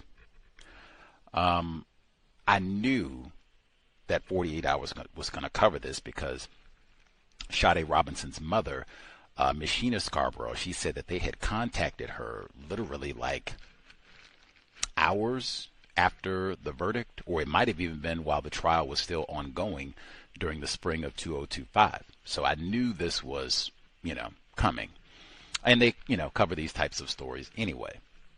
So I watched it. Hey, it's in the House archives. I was there, covered the trial every day, and interviewed Miss Scarborough before the trial even happened, and, all of that. So I was eagerly interested in watching and kind of critiquing what they were going to present, and I was so replace white supremacy with justice. I mean, can't be surprised, but for an episode that's going to be, you already know what it's going to be about, the murder of a black female by a white man. It is the whitest telling of this story, and I mean the whitest telling of this story. What do I mean when I say that? There are not very many black people talking in this story. I will say they do have Sade Robinson's little sister, Adriana. She does talk quite a bit. She generally does not like to do all the camera stuff, and she looks so much older than when all this first happened 2 years ago. You can see she's about to graduate from high school, and she sounds a lot more like she has her voice. I remember during the trial, I just kept saying over and over, like, man, she looks like the saddest child in the world. She did not look like that in the 48 Hours segment. She looks a little bit older, a little bit more mature, like she's kind of getting her voice as a victim of racism. But man, she has been through a lot. Adriana, that was, good to see. But that notwithstanding, it is the whitest telling of this story. It's just white parade of white people, and really a parade of white women to tell this story. They get Joanne Donner. Now, she is the lead prosecutor, lead enforcement officer detective on this case, and she was kind of not co-counsel, but a partner to the attorneys. She sat at the table for the duration of the trial and helped them kind of organize exhibits. She testified multiple times, so she was certainly a key figure in the trial. You know, no problem there. That's a good inclusion, but that is one white woman. And then they spoke to 4 of the jurors, which is important, but they spoke to 4 white women. I told you the demographics of the jury. They had 3 non-white people on the jury, only 2 of them black, and then 9 white people, and I believe it might have been 9 white females. At the most, it was 1 white man, but I think I'd have to go back to look to get the exact, but I think it might have been 9 white women. And so they got 4 white women to come and talk, and that is important because they got these 4 white women to come and talk, but they didn't include how do 4 white women, 9 total, I believe, at minimum 8, how does the jury end up, and it's 9 white people on the jury total, how does that happen in a city that has black people are the largest racial demographic in the city? How does that happen? They don't say a word about that, even though there were newspaper articles in Milwaukee about that explicitly. Milwaukee Journal-Sentinel.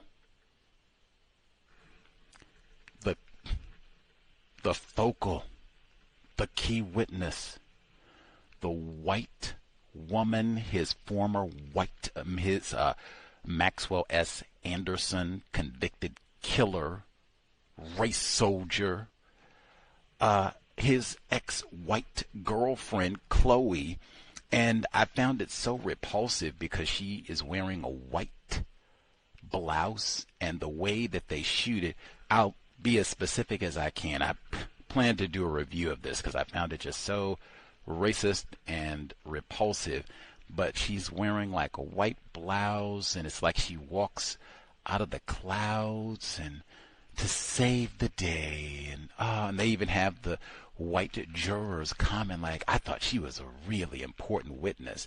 Other than Detective Donner, I think she's one of the very few witnesses that they present.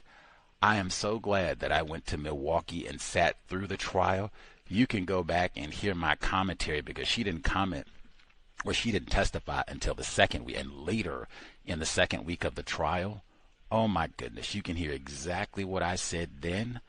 I cursed his white ex-girlfriend, Max Anderson, Chloe, because, and they lied on 48 Hours. That whole trial is on YouTube. It was on TV. 48 Hours has a massive budget. They could have came and got the nicest suite in downtown Milwaukee, or leased out, an Airbnb or whatever house for a whole month, kicked it springtime, went to Summerfest at the end of all of that, and done it up right. His ex-girlfriend didn't even follow the proper procedure to request to not be on camera. 48 Hours said she requested to not be on camera at the trial. Man, the judge denied that request and said specifically, you waited until the last minute to ask not to be on camera.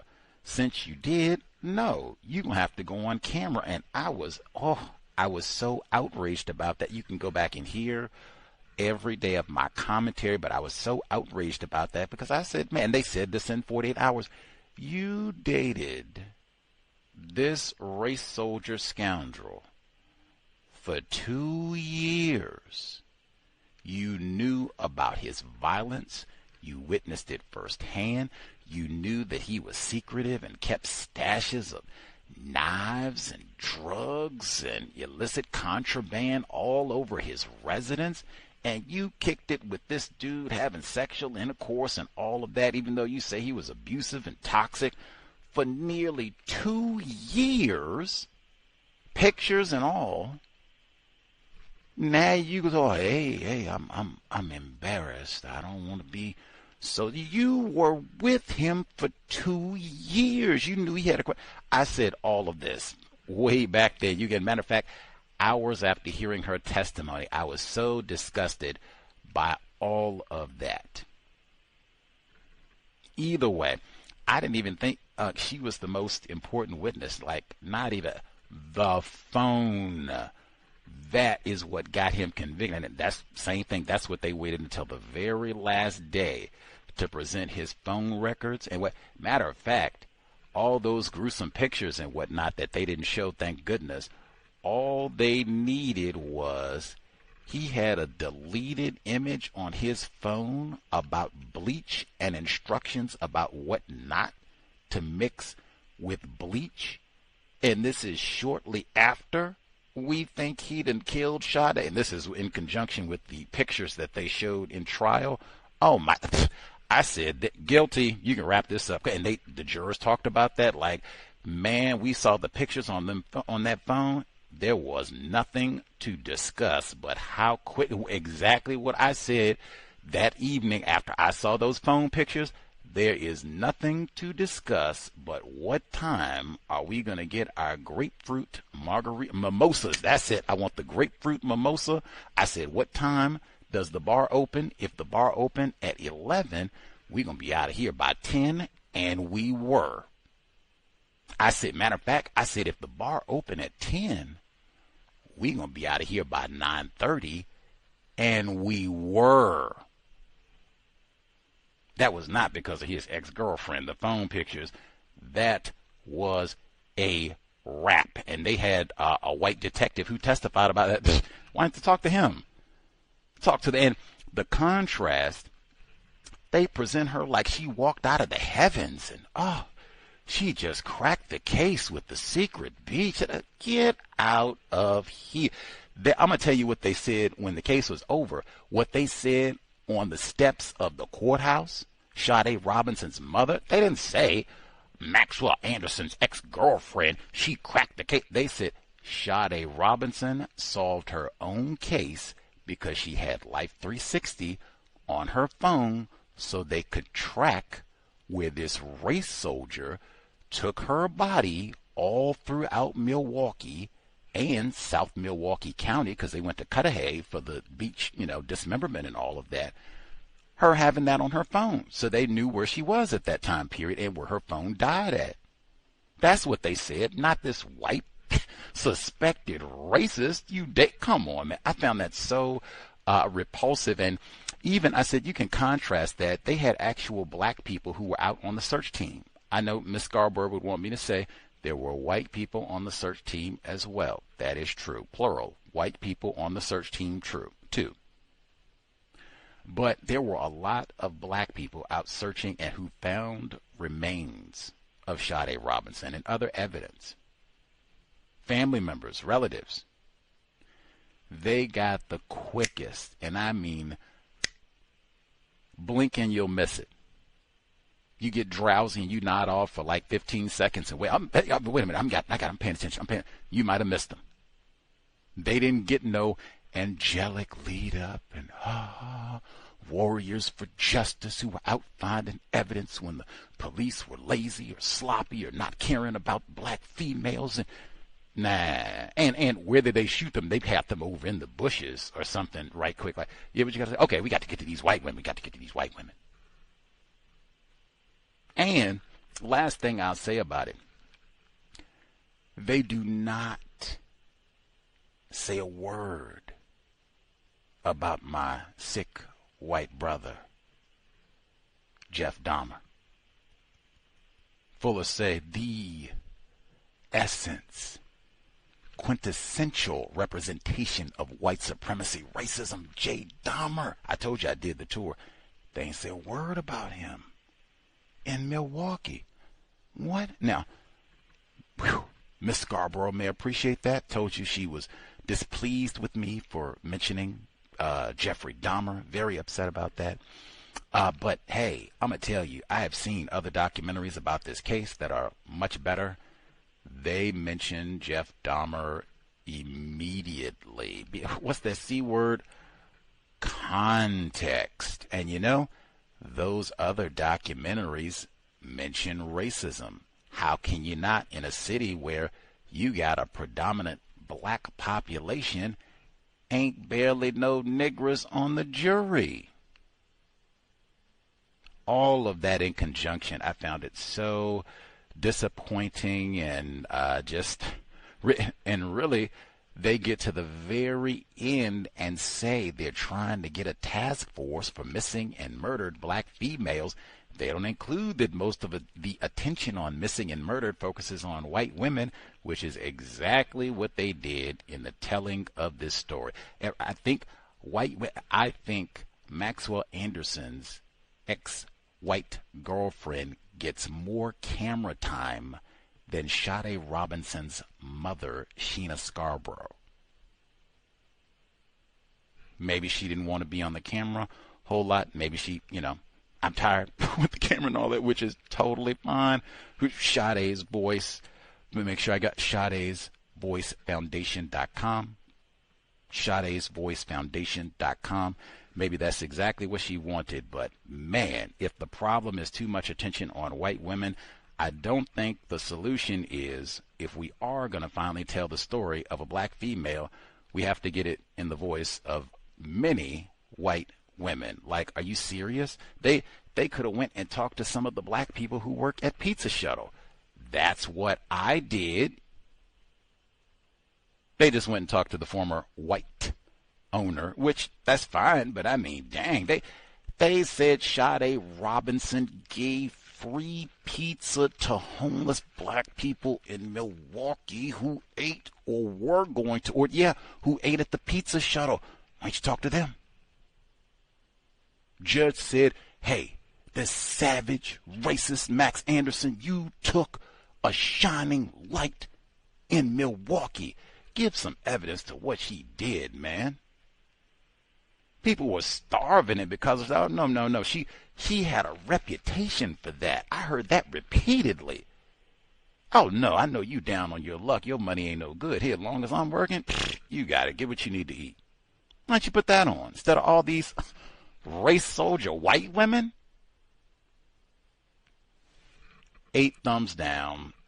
Like I said, there are better documentaries. I've seen them, and the better documentaries, they mention racism and feature many more black people, which they should, since it's a missing black female in a city with lots of black people.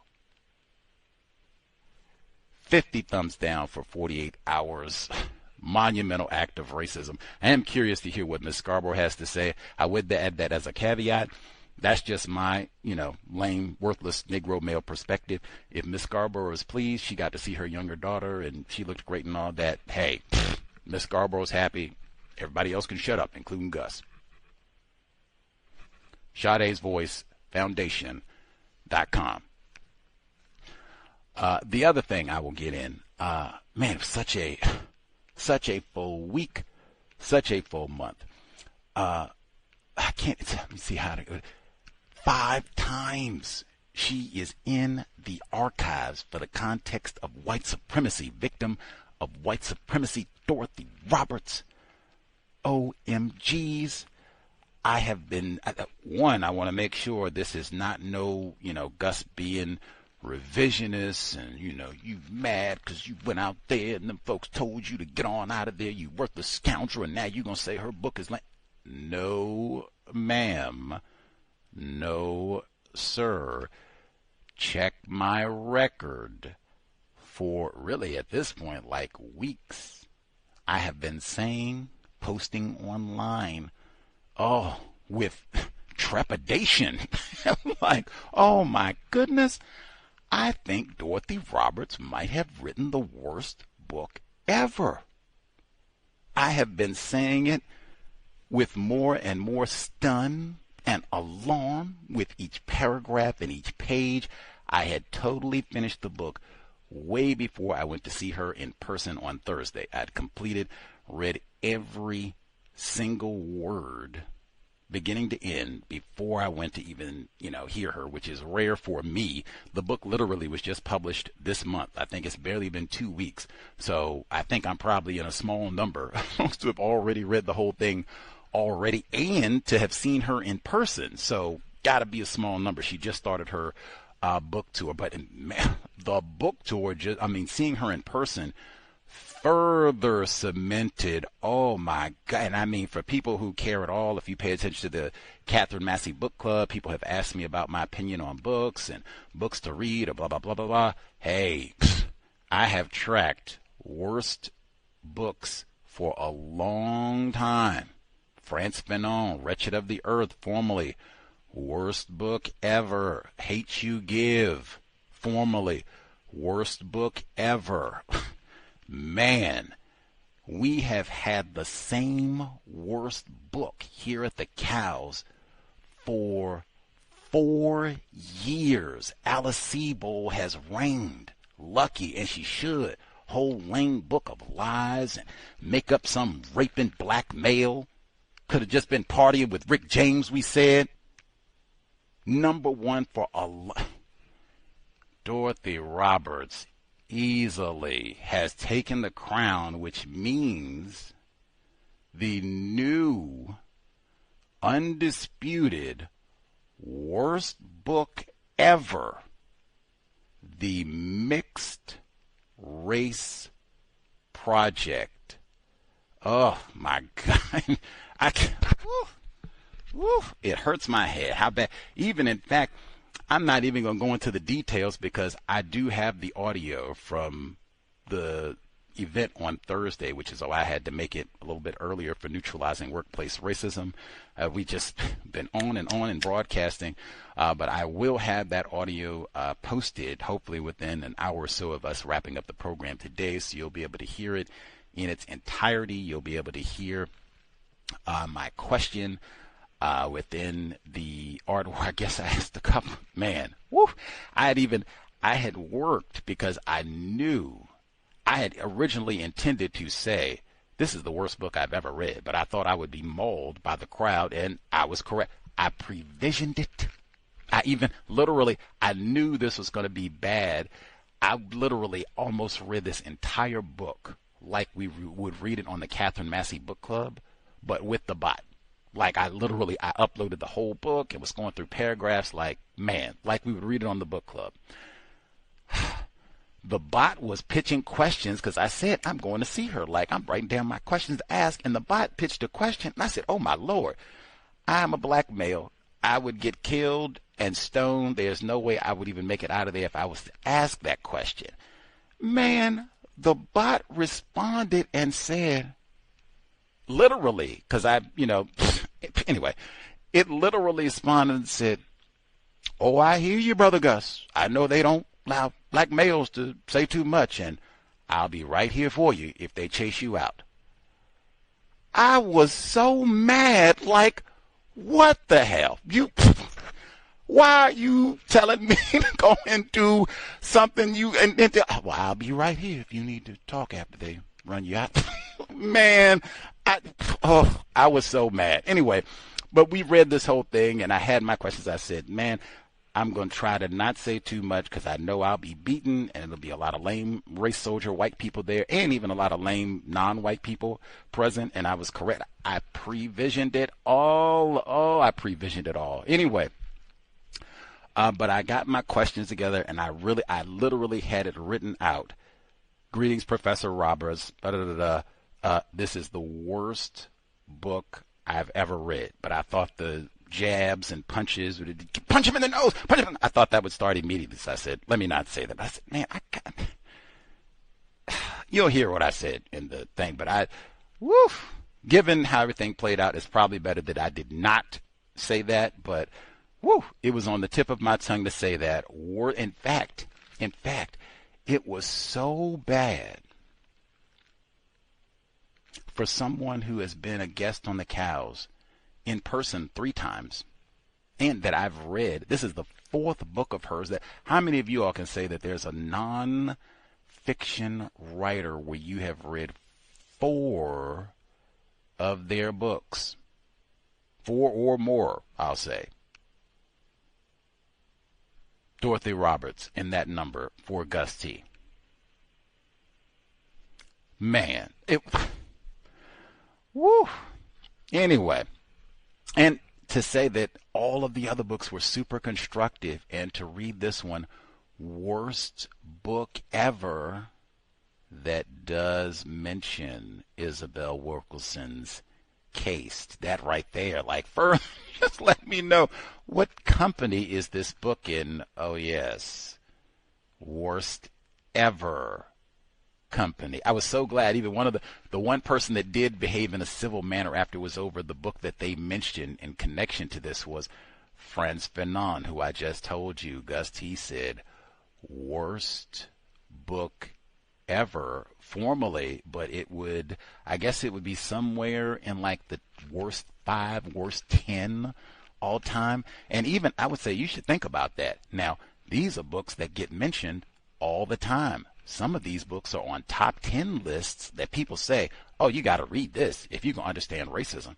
Case, Wretched of the Earth, Gus T says, these are some of the absolute worst books to read about, and I mean the worst. If you want to be confused, you want to really screw up your brain computer, all flummoxed, discombobulated, don't know which is left, up, down, right, which what do it mean to be white? Certainly not all's white people's. Matter of fact, I can even be goofy. What do these books have in common? Since we got a fiction in there and all this goofy crap, what do they have in common? The Hate U Give. Is that the book about the black girl dating the white boy? Yup. Isabel Wilkerson. Is that the one where she got the dedication to her dead white husband? Yup. That's Case, not The Warmth of Other Suns. Cased. Yup. Mixed Marriage Project. I don't even really need to say nothing.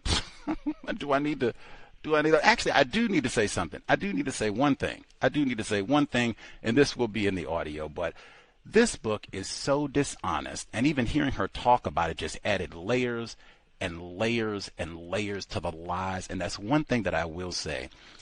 We do not need any more lies. Fuller told us we're in a system that is run predominantly by deception, more so than direct violence and burning down black churches and all that. The most dominant form of white supremacy racism is deception. We don't need to add to that. Even if race soldiers come to you and say, hey, look here, Brother Leroy, I will give you what you need. New car, space station, what you need, $1 billion, what you need, professional team.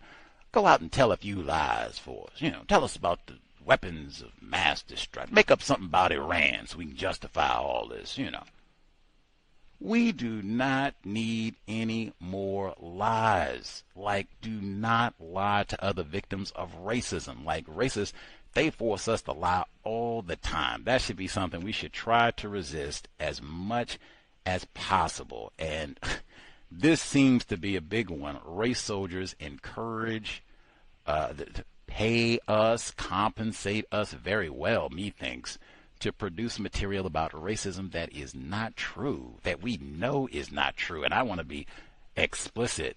Gus T is saying, yeah, I said it. My review, Isabel Wilkerson cased. One of the reasons I thought that book was so repulsive, this is deliberately dishonest. We read Warmth of Other Suns, cover to cover. Same thing with this one. I read, this ain't no we because we didn't do these in the book club, but I read Fatal Invention, Shattered Bonds, Killing the Black Body, cover to cover. Ain't no way in the world. I asked myself that repeatedly. Did the same person who wrote Shattered Bonds and Fatal Invention write this book? What is, oh my God. Anyway, the biggest deception of all, and I say this repeatedly, like we don't have to long, why you say this book is a lie, a knowing, deliberate lie for Negro History Month. It's called the Mixed Marriage Project by her white dad. Ain't no project nowhere to be found in any of this. Project definition: a temporary, unique endeavor with a defined beginning and end, undertaken to create a specific product, service, or result. It differs from ongoing repetitive operations by having a constrained time frames, budgets, resources. Key characteristics include clear, specific goals, a temporary nature, and a focus on producing unique outcomes or organizational change. What she talks about with her white peeping Tom daddy fails on all accounts, and it would not take no long conversation if this had been Gus T. and I told you all I had a project on so-called interracial couples, and I got boxes of data I've been collecting for 50 years. And they say, well, when you going to write the book, Gus? Oh. And I said, well, didn't they give you a cash advance to write the book? Oh, yeah. Got a few $1,000s. When you going to write the book, though?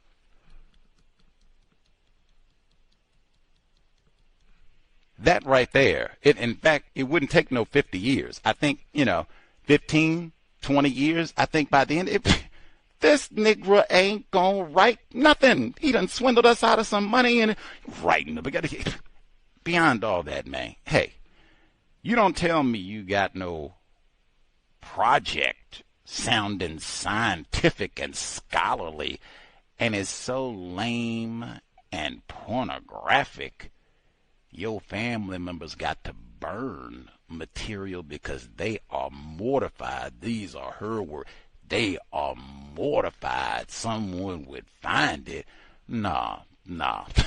That, in fact, we just heard about projects and serious studies with the great late Dr. Colin Anthony Beckles. His dissertation, that's a project. Pan-African Sites of Resistance. And you know what he did yesterday? He gave us an exact time frame, 94 to 95. Matter of fact, he published a dissertation, period. And we got the data. He didn't say, now, you're not going to be able to look at the records of my observations because some of it I was a little cheeky and embarrassed about, so I burned about, 2-3 files. It's like W. And Dorothy Roberts, you're serious. Matter of fact, I'm going to give you one more. Don't you come out and lie to me. Lying is omission. Dorothy Roberts is a proud, chest-out legal scholar. Write whole books on this thing. Your peeping Tom dad, who you going to tell us did a project on interracial marriage. This is our present for Negro History Month. This race soldier peeping Tom is going to watch pornography. We're going to watch interracial pornography in the 1940s and 50s. Legal scholar and victim of white supremacy Dorothy Roberts does not tell us at the time that her dad is going to watch interracial Negro pornography. Porn is illegal. That's kind of a major detail, should be included. And the way she tells it, if the cops had done a raid, whoa, we got all this X-rated smut going on here and you're going to jail. It was the black people who were engaged in the pornographic acts, so the niggers would have gone to jail. Her race soldier peeping Tom daddy, hey, I'm a scholar at the university. I'm anthropological study. I'm just at the zoo studying the niggers and seeing what they do. Oh, you see, sir, I don't carry on. And he's make the arrest part of the study. Get out of here, miss.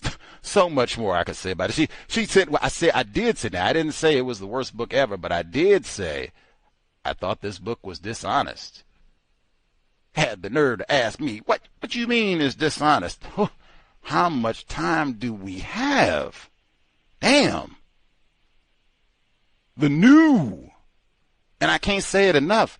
This ain't no, you mad Dorothy Roberts hurt your feelings. No. I had finished the book and made my conclusion way in advance of all of this. The new, undisputed, worst book ever. Give us this for Negro history. Woo! On the spirit of Jesse Jackson Sr., since we talking about Chicago and this lame project.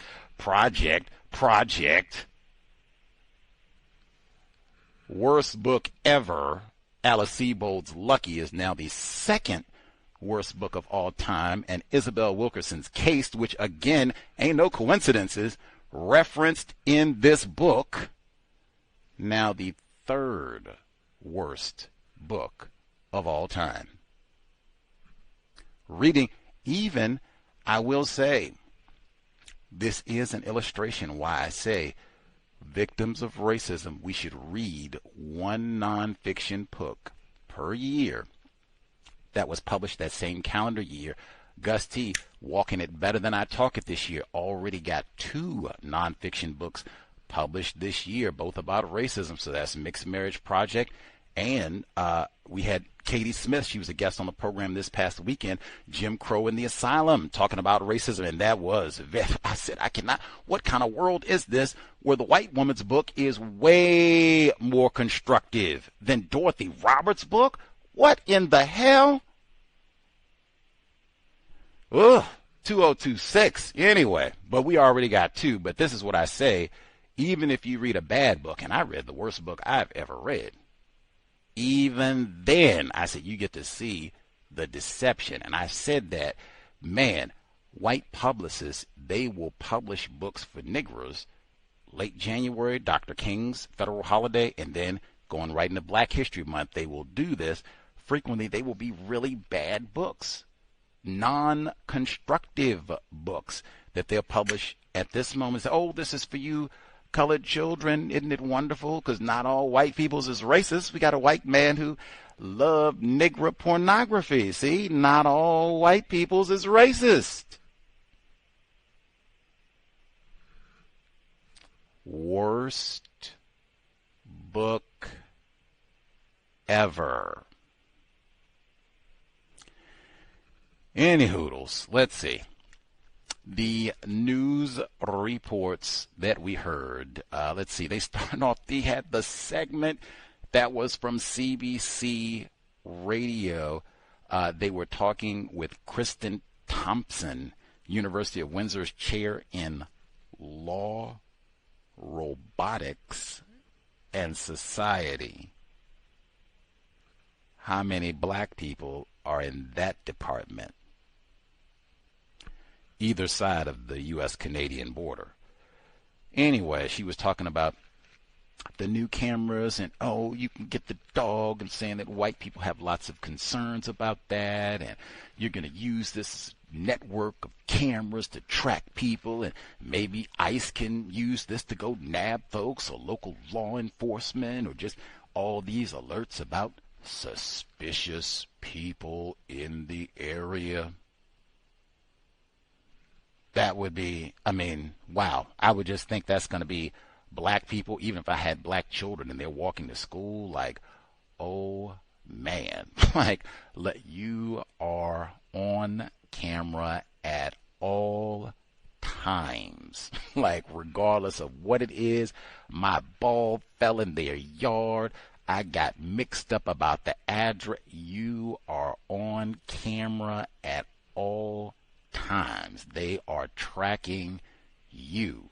And she even talked about Kristen Thompson about the potential misuses of all of this and sharing information. How secure is this? Even pointing out that these cameras, they don't deter. She said because people got the cameras and their Amazon packages are still being stolen. They can just say, well, at least we got a picture of the, thief. Maybe y'all can catch him, maybe not, or at least I got evidence that my package was indeed looted. And then all of the piles of surveillance footage that they got, enforcement officers got so much they can't even go through it. Just encouraging more and more people to stockpile and hand over all this footage. Brave new world indeed. Then they got that.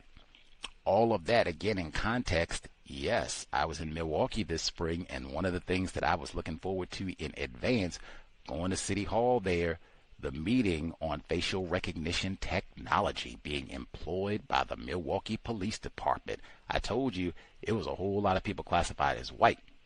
They had signs, paraphernalia, water. They were there and read signs saying that this is supporting racism. Getting these here cameras. Going after Leroy. They don't really arrest. The presentation they gave, it looked like the police don't use this technology to arrest nobody but black males. So privilege. But that was what I was doing. I was hanging out at the meeting, was looking forward to being there at the meeting in the archives. But they just said in Milwaukee, got Officer Joshua Ayala. I think that's it. Ayala. Ayala. But said he had 100 searches spying on these females, his girlfriends or ex-girlfriends or whatever it is. Like, Jesus Christ. What if the person, hey, how about as opposed to looking for females, if Officer Ayala, that's how you say it, if he had been searching for Leroy, Jamal, Giannis, see what y'all,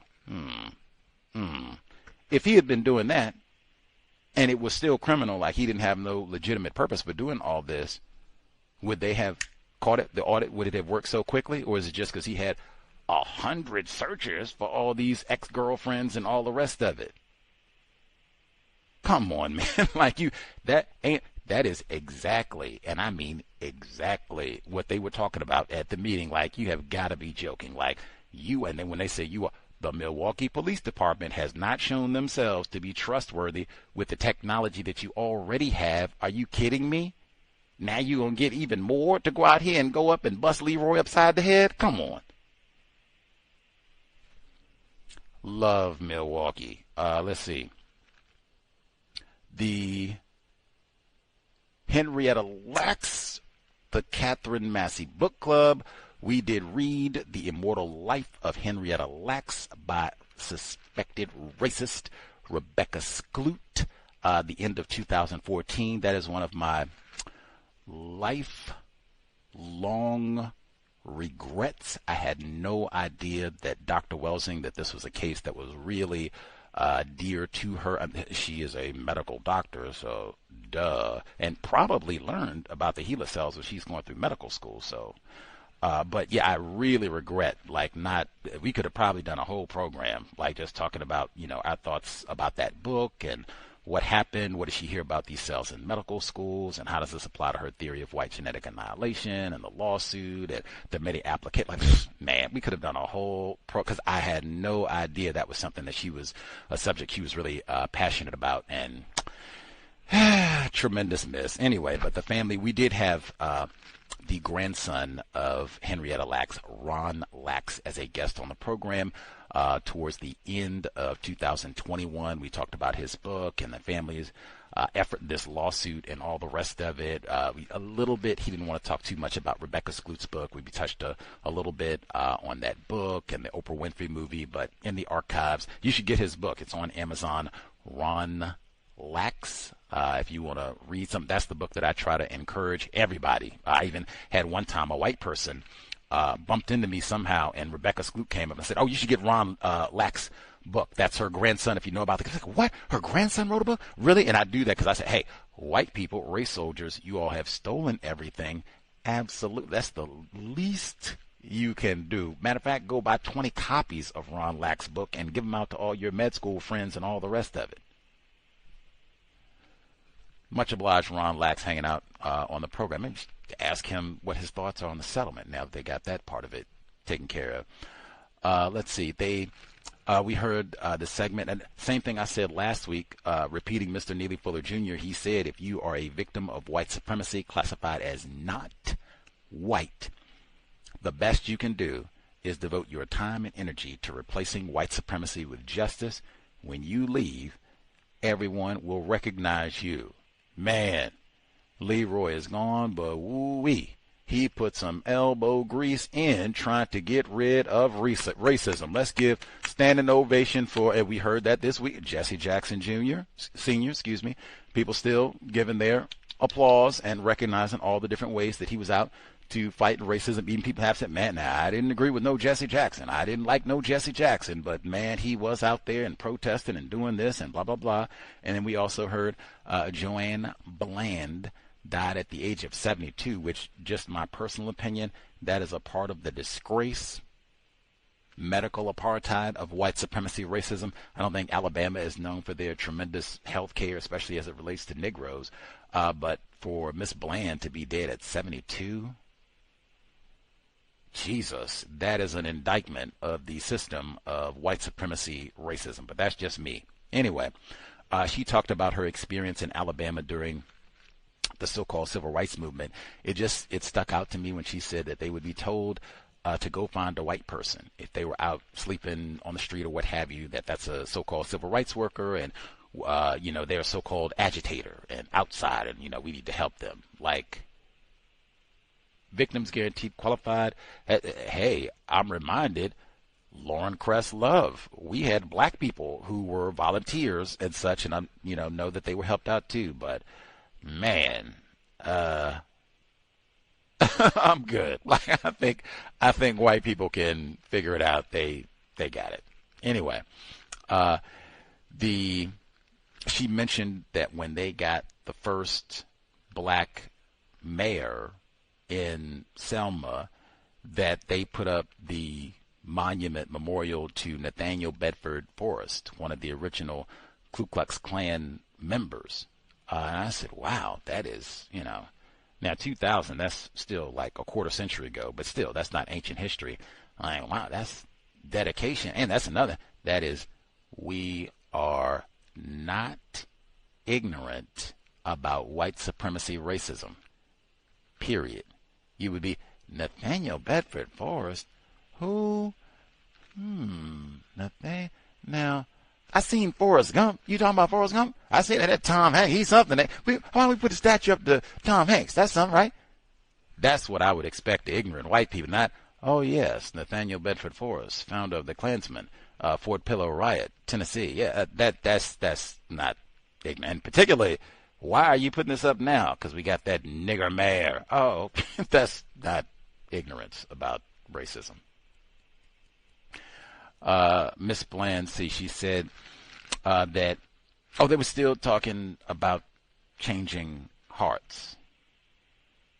It's now on 2030. Now, again, victims guaranteed qualified. Miss Bland, hey, she did elbow grease in trying to get rid of system of white supremacy racism in an era where she easily could have been killed and nobody would have said a word. Birmingham, that's where she lived, Birmingham, Alabama, close to it. So, yeah, victims guaranteed qualified, but just, man, that's rhetoric too. Metaphors and something with it. Changing hearts? What? If we ain't changed them by now, I don't think they're going to change. Obama couldn't do it. Hey, victims guaranteed qualified. When they talked about teaching the history of all of this, and Aisha Roscoe, who's a black female journalist at NPR, she said, well, they got pushback and they say that, hey, this is DEI, and you can't talk about all this in school because you'll make the white children feel bad and all the rest of it. Pause right there. I ain't seen no evidence of white children, white elderly, white invalids, white trans people feeling bad, guilty about racism. I have not seen any evidence of that, certainly not feeling bad to the degree that they have been debilitated and I can't go on. You did what to Leroy? Oh my, I ain't seen no evidence of that. But she said, well, this is not about blaming their parents or blaming the children. Now, I guess if you want to say not about blaming the children, but, I mean, somebody, we do hold people accountable, culpable for crimes. I do think at some level, yes, this is about assigning culpability. Yes, these people engaged in. Some of these folks were killing people. What do you mean? It's not about, again, this is the only, racism, white supremacy is the only crime that I hear discussed in such a manner where it'll be talked about as though everybody, the perpetrator and the victim, we're all victims. And now we're not about assigning blame here. When it's Gabby Petito, nobody talks that way. Even if, the case goes on for 25 years. Now, this is not about finding blame. We just, want to get to the truth about what happened to old dear Gabby. They don't talk that way. These are crimes. Yes, we are supposed to be affixing culpability. That is important, especially when we talk about crimes. Victims guaranteed qualified. And I do want to say, it was suggested even there that a part of this white supremacy racism, that white people are ignorant about all of this. My memory might be bad. Dylan Storm Roof, we want to talk about attacking churches. Dylan Storm Roof, before he went and killed 9 people in South Carolina, Charleston, he said he did recon. Part of that, he went and visited like some of the slave monuments and such in South Carolina. He went and learned all that. He said, I consider myself very well informed about racism. Again, the problem is not that white people are ignorant. I could be wrong, but I don't think so.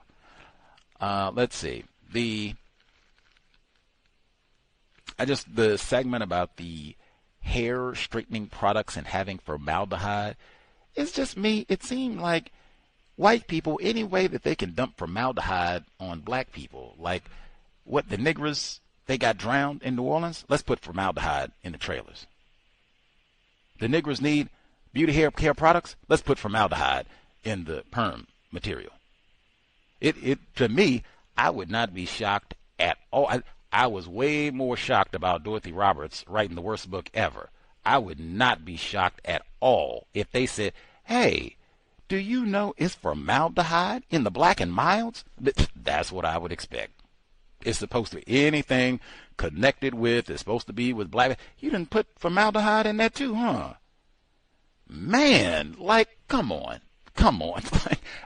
I played that one. I remember I've had victims of racism, black females, and I'm not a black female, so I'm not no expert on black female hair issues and all that. I'm real ignorant about all that, can barely spell hair. But I had a black female victim of racism say, you know what, Gusty, I think all that talk about these chemicals and the hair thing, all that's overblown. Most of the black females I know, they don't even use hair straightening products no more. Like, that's old. That you talk about antiquated, that's old. Black females don't even do that no more. I said, wow. Hey, I'm not a black female. I don't know. I get the impression that you still have a substantial population of black females around the world who still use these products. I could be wrong. Either way, that would be something to make sure that everybody is super duper informed. They said 80% of the products marketed to black. I should have did my rewind there. I was a little bit caught off guard, like, Jesus Christ, 80% of the products marketed to black people, these black females, these beauty products, they got these harmful chemicals and such. They're hazardous, and oh my Lord, like, man, that would almost, any of the hair care beauty products, if it's marketed for black people, you probably don't want it, or have to do some serious investigating. Like, whoa, what is in this? Same way we talk about the food, what is in this almost makes it sound like you might have to get into making your own products. And I know a number of black females, they are already a gabillion light years ahead on this. Been making my own shampoo and conditioner and all the other products. Right on. That might be the way to go. But that is a high percentage. At minimum, you can't be lazy about that one. You're going to have to, let me see what's in this. price of beauty. Pamela Evans Harris, did you hear that? If she was going to do a second edition beauty con game, bing, that would have been in there. Talked about that. We talked about that this week before we had Dr. Tyree on the program from Spain on Monday, even though she's born in Venezuela. And she said, you seen that femme Palo Malo? Bad hair? Jesus Christ. I think she told us, but I did find that film online. I just haven't had time to watch it. Been out going to grapple with Dorothy Roberts and such. But I did find it. In that film, it's not about a black female. It's about a black boy, a non-white boy in Venezuela who begs and pleads to straighten his hair. Global system of white supremacy beauty con game, Pamela Evans Harris. But that is online. Palo Malo, Dr. Tyree did tell us about that. Said, hey, you want to learn about white supremacy racism in Venezuela? Palo Malo. There you go. Hey, got my rhyme in for Negro History Month. Last one I'll get in, and then we'll nab the, oh man, last one I'll get in. See if folks have their thoughts, observations to share end of Negro History Month. Man, I asked the bot when they heard that segment on the ICE detention facilities, and I will be the first to concede, I know many folks, hey, these ICE folks, they're not citizens, get them out of here, or they're not classified as black, or they're not born in the continental U.S., or whatever it is, get them out of here. Victims guaranteed qualified, take your perspective. I'm of the opinion these are non-white people. It seems like a lot of them being unjustly detained. And they said it so explicitly. We are just locking up non-white people. We're not concerned if you're Ukrainian, you're Canadian, French, whatever it is, and you snuck in the country, hanging out. We're just out for dark people. These are acts of white supremacy, period. As such, I think that's the way it should be thought of, not alligator Alcatraz, or they're not born here, or they're not black, or they don't like black people. These are acts of white supremacy, period. Might end up being black people who are born here later, or caught up, whoops, we got a few Leroys in there, whoops, well, we were going to get y'all anyway, so it all worked out. But I asked, because they said we're taking over in Hagerstown, Maryland, said they're going to take over the Amazon facilities, and they got the concrete slabs, and they're just going to build the detention facilities right there. Really remind me of Dr. Wells. He said concentration camps. Man, I don't like speaking for anybody, especially deceased, but I suspect, I could be 1,000,000,000% wrong. I'm not speaking for Dr. Welsing, but I suspect if Dr. Welsing was with us, she would be talking about these ICE detention facilities as concentration camps. I would be willing to bet strongly that's how she would process this. I could be totally wrong. I do not want to speak for the great Dr. Welsing. She did that very well for herself. Check her record, say it that way. But that's just my opinion. I could be in error. But these detention facilities, I asked the bot because I was also reminded of Grandcestor Dr. Kamal Kamban. And he said, man, white people, they go and get these old prisons and detention facilities, and they'll put them in areas where rural areas where it's just white people that live out there, and it's a form of white welfare. And I asked the bot, I said, man, are these ICE detention centers a form of white welfare to secure employment for a large portion or a large sector of the white population? I asked the bot, and it said, while the specific term white welfare is not a standard economic classification for the immigrant detention system, recent data shows that ICE's workforce is disproportionately white compared to other federal agencies and the broader U.S. population. Detention centers are frequently presented to struggling rural communities as a source of jobs and revenue, though researchers have found that these facilities often fail to generate long-term economic growth for the towns that host them. Workforce demographics. The racial composition of the ICE workforce significantly differs from the broader federal and national baselines. Racial composition. In 2024 to 25, a sample of the ICE workforce was 76.71% white, compared to a Department of Homeland Security baseline of 51.7% in 2023. I see a lot of black people work TSA. Hispanic or Latino employees made up 10.9% versus 22.8% at the Department of Homeland Security. Black or African American employees accounted for 10.85% versus 16.7% Department of Homeland Security.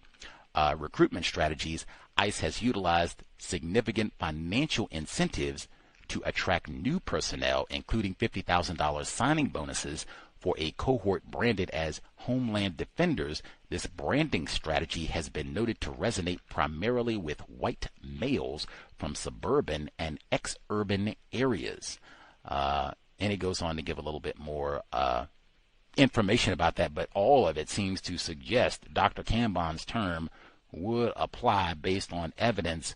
White, well, and I mean, that's why I said it's so naked to go out and just get a whole bunch of white people. And I even asked, are some of these places being built next to sundown towns?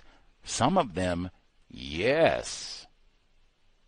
That's why I said it's so naked in terms of this is just flagrant white supremacy racism, at which I could easily see, oh, Leroy is acting up, or they're out protesting because we cracked a Negro skull or choked them to death, or the police did whatever, and Negroes are, well, we got the facility. Oh, well, hey, I could easily see that happening.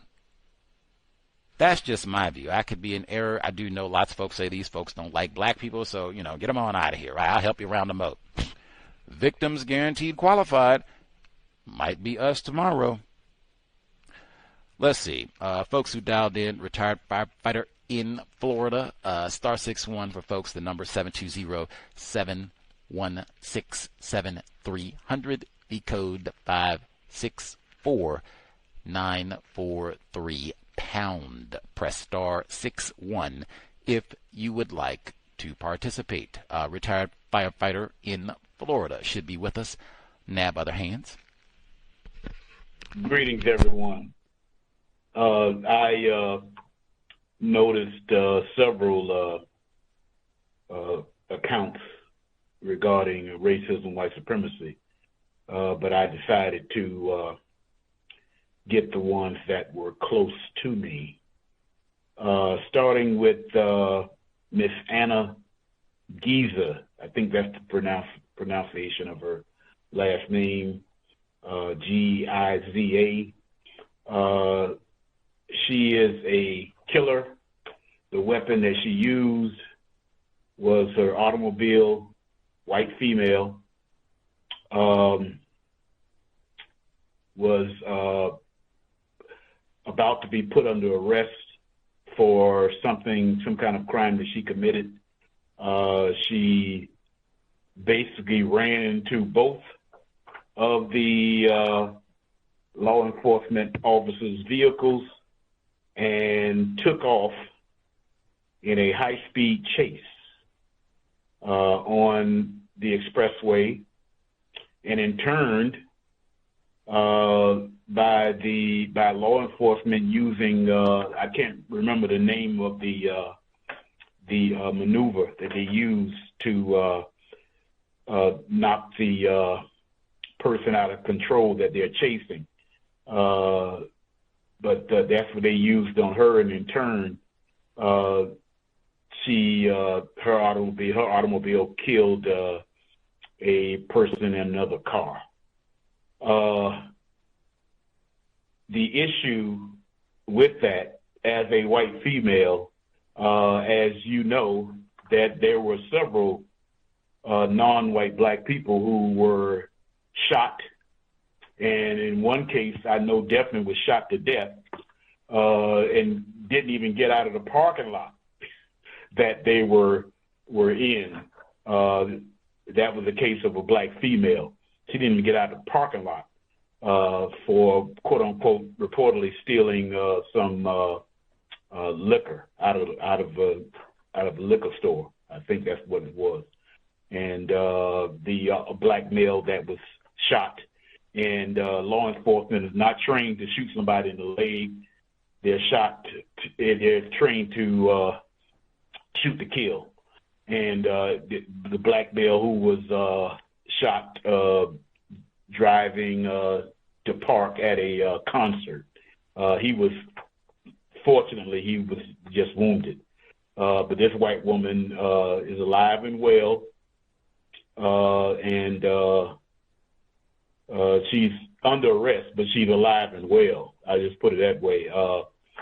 In turn, just the maneuver itself is highly dangerous in itself, and it can cause a lot of issues with innocent people who are driving on expressways.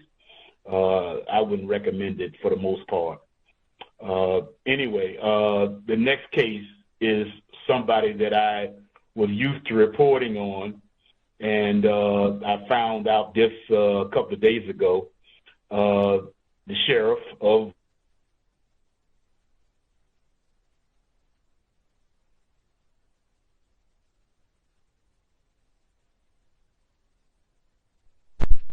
Uh-oh. Are you still there, retired firefighter in Florida? Did you hit your mute button by accident?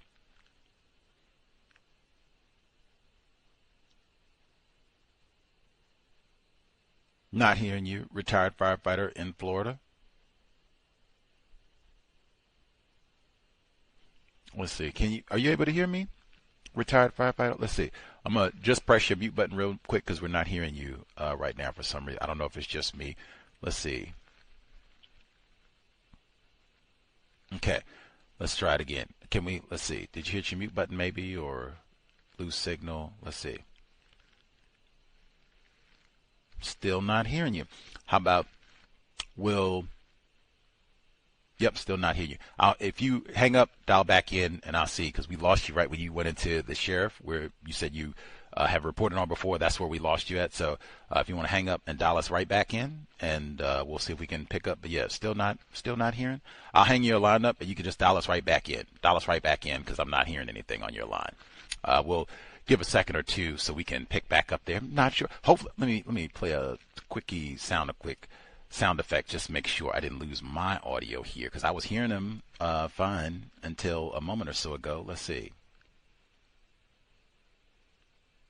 Uh-oh, is that me? Did my audio, something happen where my audio is being wacky? Let's see, because I didn't hear that either. What's going on here?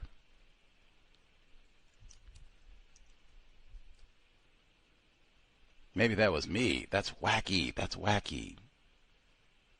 Still not. Okay, I'll see if it's on my end. Maybe it was on my end. I'll dial myself back in and double check, and then grab retired firefighter. Give me 1 second. Context of white supremacy.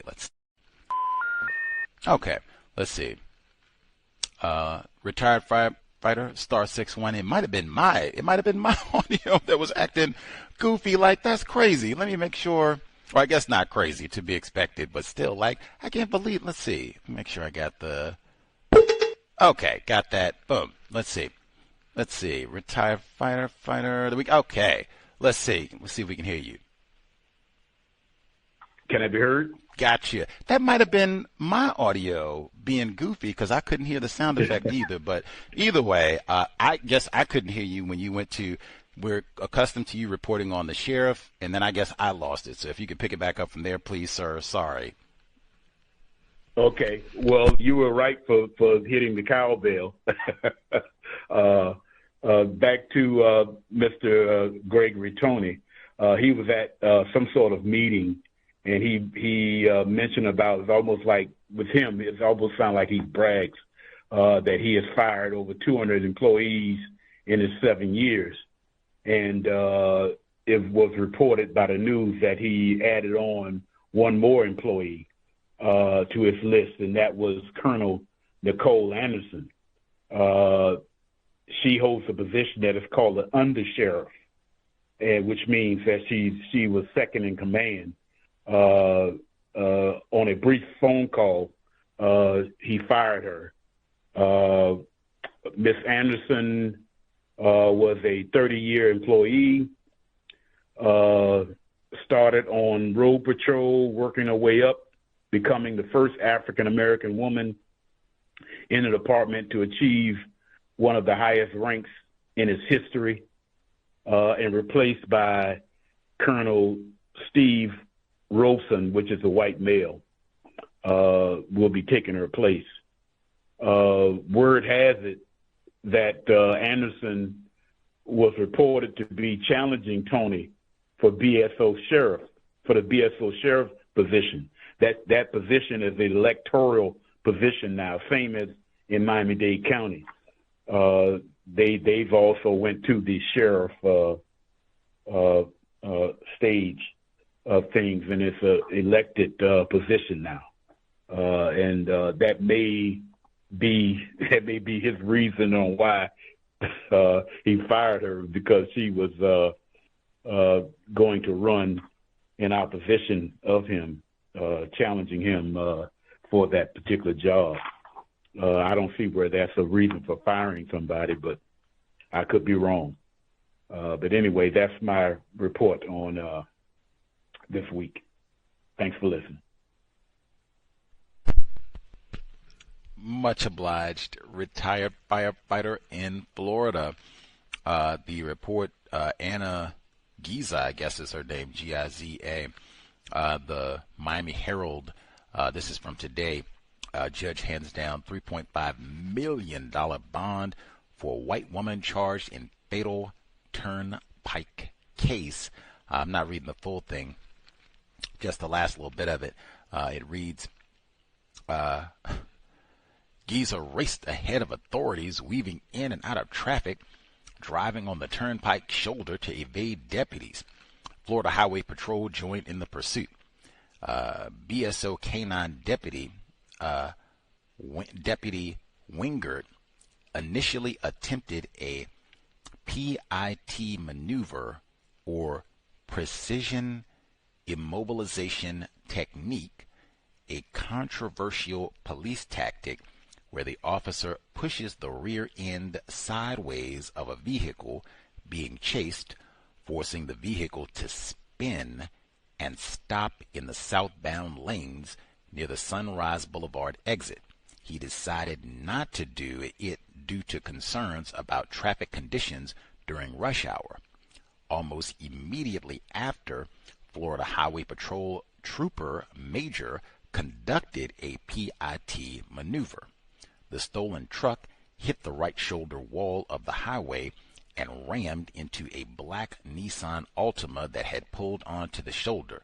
The truck came to a stop. The driver of the Nissan Altima was pronounced dead at the scene. And they said the driver was not named who was killed. But I mean, wow, that is, I mean, man, like, why? I can see why that would be a so-called controversial maneuver if that's going to be the result. Like, dang, there should be better ways to apprehend someone where you got just someone who stopped. I don't know if this person had a broken down vehicle or what, and they're killed because you got some. This looks like this might be some drug addict white woman, Anna Giza, out with this stolen truck doing whatever on the turnpike. But man, like, yeah, that is a disgrace through and through. Either way, the firing, I guess they have all kinds of, if you're trying to take my job, get my spot, then yeah, I'm gonna do whatever I can to try and, inhibit that. Like, yeah, if I can fire you or do anything else, then yeah, that's what I'm gonna do. Like, I think people, a lot of times if they get those nice cushy jobs, they want to keep them. So they get wind that you might be trying to oppose them in the election or anything else, mess up their good benefits and all that. Like, oh yeah, I'm gonna retaliate as best I can. So that is unfortunate. Hopefully you get the best person for the job and that sort of thing. But that, I will just say, is very common on the planet. Much obliged. Retired firefighter in Florida. I'll make sure that I get in real quick the report on cannabis use. I thought that was important. they said that for the young people, and they did emphasize, it's not everybody who ends up having some sort of mental health problems because of their cannabis usage. That is a smaller percentage of people who end up having these mental health problems because of their cannabis use. However, for younger people, children using cannabis, the risk increases tremendously. As victims of white supremacy, either if you are a child or if you have children, why would you want to encourage anything that is going to increase your risk for mental health problems of any sort? We already have enough problems. At minimum, the substance is addictive. You don't want to start that as a child. No need to be doing that. Let's keep that away from black children, which is what Dr. Welsing told us more than a decade ago. We don't know what's in it. We don't have an overabundance of Negro scientists, male or female, in the lab studying all these chemicals. What is their effect on the adolescent brain computer? We don't have all of those resources. So we should be a little bit hesitant. All that, yeah, the legal cannabis, that's going to do it and work against racism. Hold up. Sobriety would be best, and especially for black children. They just had that case, young black male, North Carolina, where he got killed at school, and this was a tussle over vape pens. I kept pointing out they don't have recreational cannabis in North Carolina where this killing happened. I mean, come on. Like, you got to tell me something. Like, come on, having a black child who's in high school and they're fighting in the bathroom at the beginning of the school day over a vape pen. Come on. Cameron Graham, that's his name. Make sure. 16-year-old Cameron Graham stabbed to death over a vape pen. That's his family's Christmas present. That's what I mean. Really? Is that some of the mental illness that they were talking about? Where you're a little bit more aggressive? Is that, I'm not a scientist, I haven't looked at the, hey, I wanted to go to the neuroscience convention because I said, hey, they might have a booth that is looking at these types of subjects, investigating the teen brain and cannabis. What happens? Different forms, because they got all the shatter and all the different forms of it, the vape and the flower. What happens to the brain computer? Let's do a longitudinal study. What happens to the brain computer? We don't know. We being victims of rape, we don't know. Snoop said it's a good thing. You know, as a matter of fact, I remember John Potage. He is a drug counselor by trade, and then he wrote the FBI's war against Tupac Shakur and black leaders. But one of the big takeaways that he said, he came back to talk with us repeatedly, and he wrote drugs as weapons against us. How did I not say that one first this time? And he wrote drugs as weapons against us. But John Potage, he said, one of the things, I say this as a drug counselor, he said, is the promotion of cannabis as though it is totally fine, has no side effects, could cause no problems, totally harmless, and even young children can do this. Wait a minute. He said the same thing I just said. Even best case scenario. Fuller said this repeatedly for years too. Let's not increase needs. We don't want young children to be addictive, like at minimum, why do we want to get 15, 16, 17-year-old black children addicted to cannabis so that they can have a habit that they'll be hooked into for the next 30 years to waste money? Why is that? Excellent question. And at 15, their brain computer hasn't even finished developing yet. Come on. That would be a study I would share. Matter of fact, I had offspring for Cameron Graham. I would tell him just that way. For Cameron Graham. Investigate. Get that report that they're talking about mental health risks for young cannabis users. Get that report. Matter of fact, get the email of the people who worked on that study and send them some questions. Tell them you're in the age demographic that they're talking about, and you have some questions that you would like. Hey, I'm still learning. I don't have all the education that you do at this point, but maybe I could ask a few questions and you can explain it to a teenager so that I can better understand some of the risks with this behavior and even share it with some of my friends. I suspect they might be willing to answer a few of those questions. You could even tell them, hey, I got a podcast. My dad is goofy and begging me, getting on my nerves, telling me I got to ask you some questions. Come on our podcast. We'll, do 20 minutes real quick, ask you a few questions and get on and share it with my friends. See if we can help us say no to THC. I bet you could probably do that, but that's what I'd be telling if I had offspring. I would share that report. They would know the name Cameron Graham if they lived in North Carolina, Oregon, Iowa. If I had a teenager, they would know the name Cameron Graham.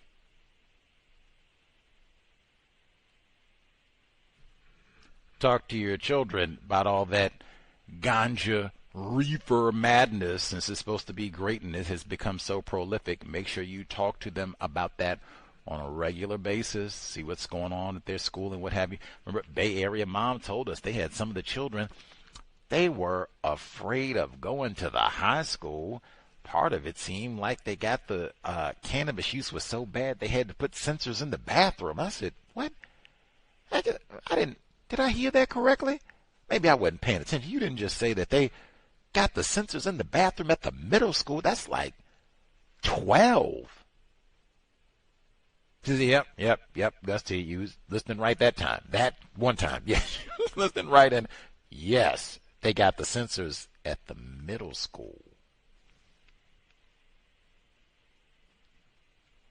I thought they said the recreational cannabis was going to fight against racism. Is that what that sounds like? We moving closer to this problem being solved? They got to put sensors at the middle school, and Cameron Graham been stabbed to death? Give me my Gorilla Glue vapor pen.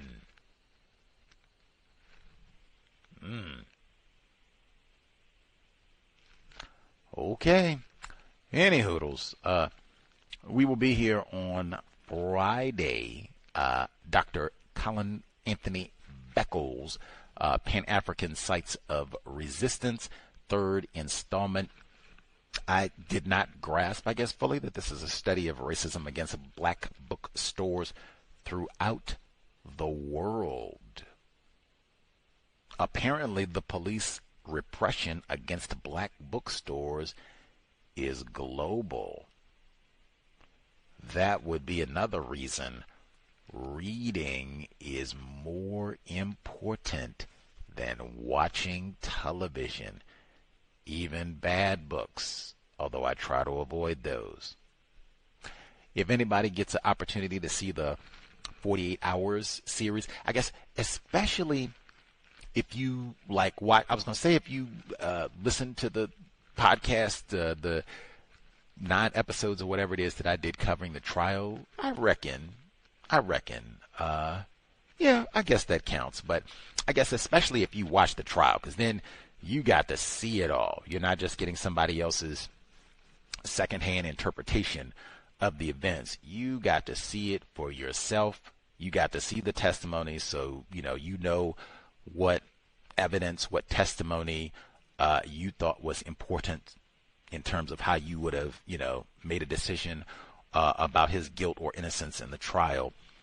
Watch that 48 Hours special and let me know what you think in terms of, man, this is a really white female telling of Sade C. Robinson's story. I'll say again, visit the foundation, Sade's Voice Foundation.com, Sade's Voice Foundation.com. I already shared links so you can watch the 48 Hours special, but again, it's on YouTube, it's on CBS, on demand, probably a gazillion other sites by this point, but YouTube should be the easy one. I think that episode is called The Secret Beach, I think. I think it's Sade C. Robinson and The Secret Beach. I think that's what it is. Sade C. Robinson and The Secret Beach. But either way, 48 Hours, the true crime, and it just came out this past Saturday, February 21. You should be able to check it out if you want to watch and support the foundation. Share the links. Tell other folks, especially if they people they like true crime and they're into any of that. Share the foundation. Support the victims of those crime incidents that are so titillating once they hit 48 hours. Sade's Voice Foundation.com. We'll be here at minimum back to normal time for everything, 8 p.m. Eastern, 5 p.m. Pacific, Neutralizing Workplace Racism on Thursday, and the Catherine Massey Book Club Friday. Invest if you think the C.O.W.S is constructive. Hit the blog racism-notes.blogspot.com.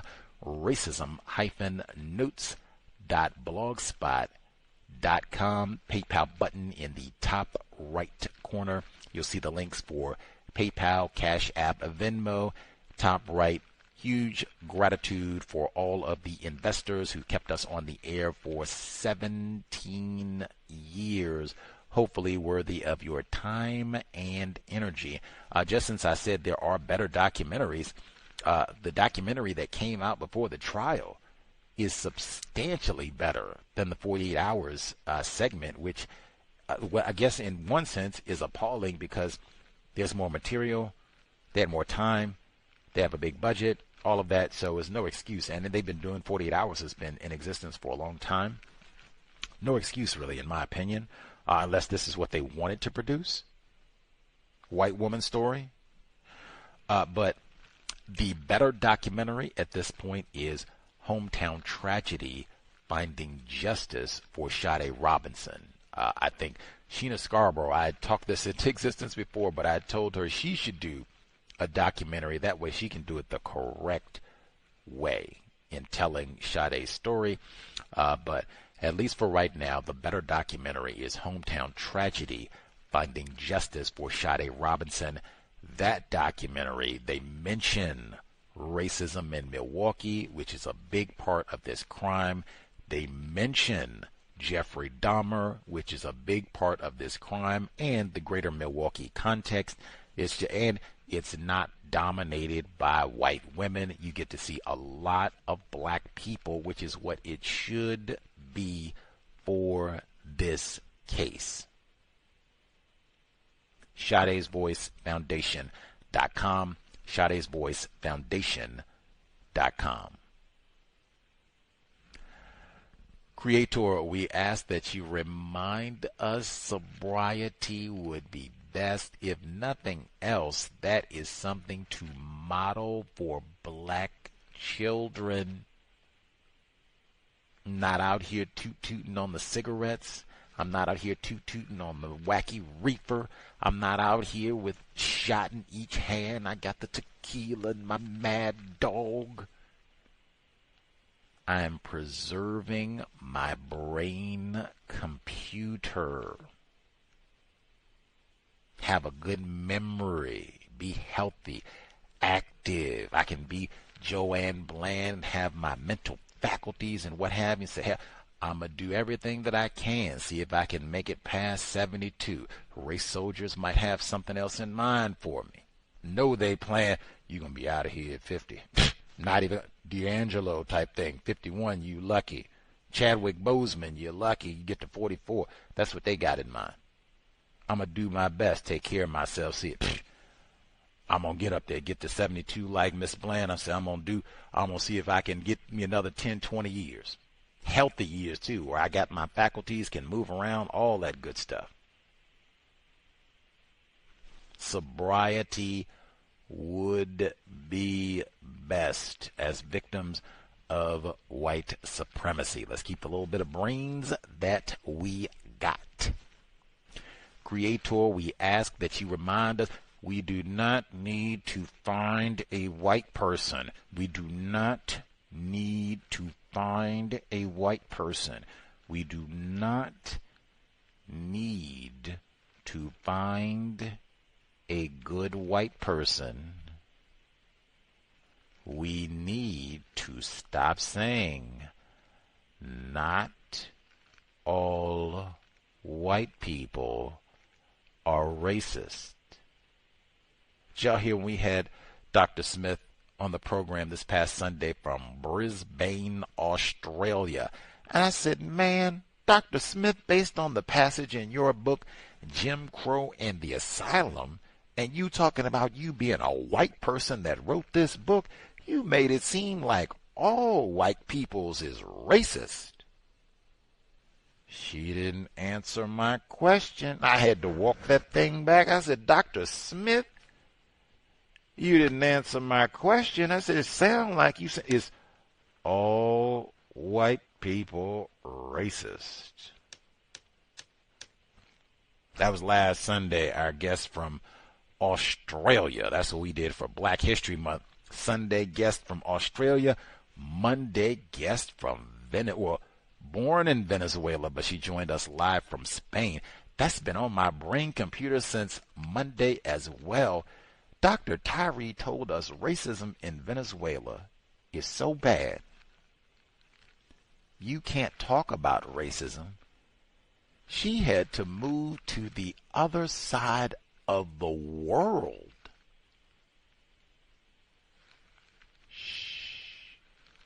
You can't talk about racism in Venezuela, and she married a white man. I had to sit with that even after the program, like, wait a minute. Racism is so bad in Venezuela, you move to the other side of the world and marry a white man.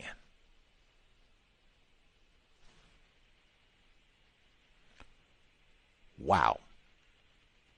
And she said she would not be able to be in Venezuela and write the reports that she does about racism and killings of non-white people. What in the hell, as I cross Venezuela off my bucket list of places to visit, what in the hell? Still processing on that one. We shall return. Replace white supremacy with justice immediately. Cows signing out. Thanks all for tuning in. Sade's Voice Foundation.com. Nigga, you so brainwashed. I'm a victim, brother. You're a victim. I'm a victim of 400 years of conditioning. Shut up. The man has programmed my condition. Even my conditioning has been conditioned.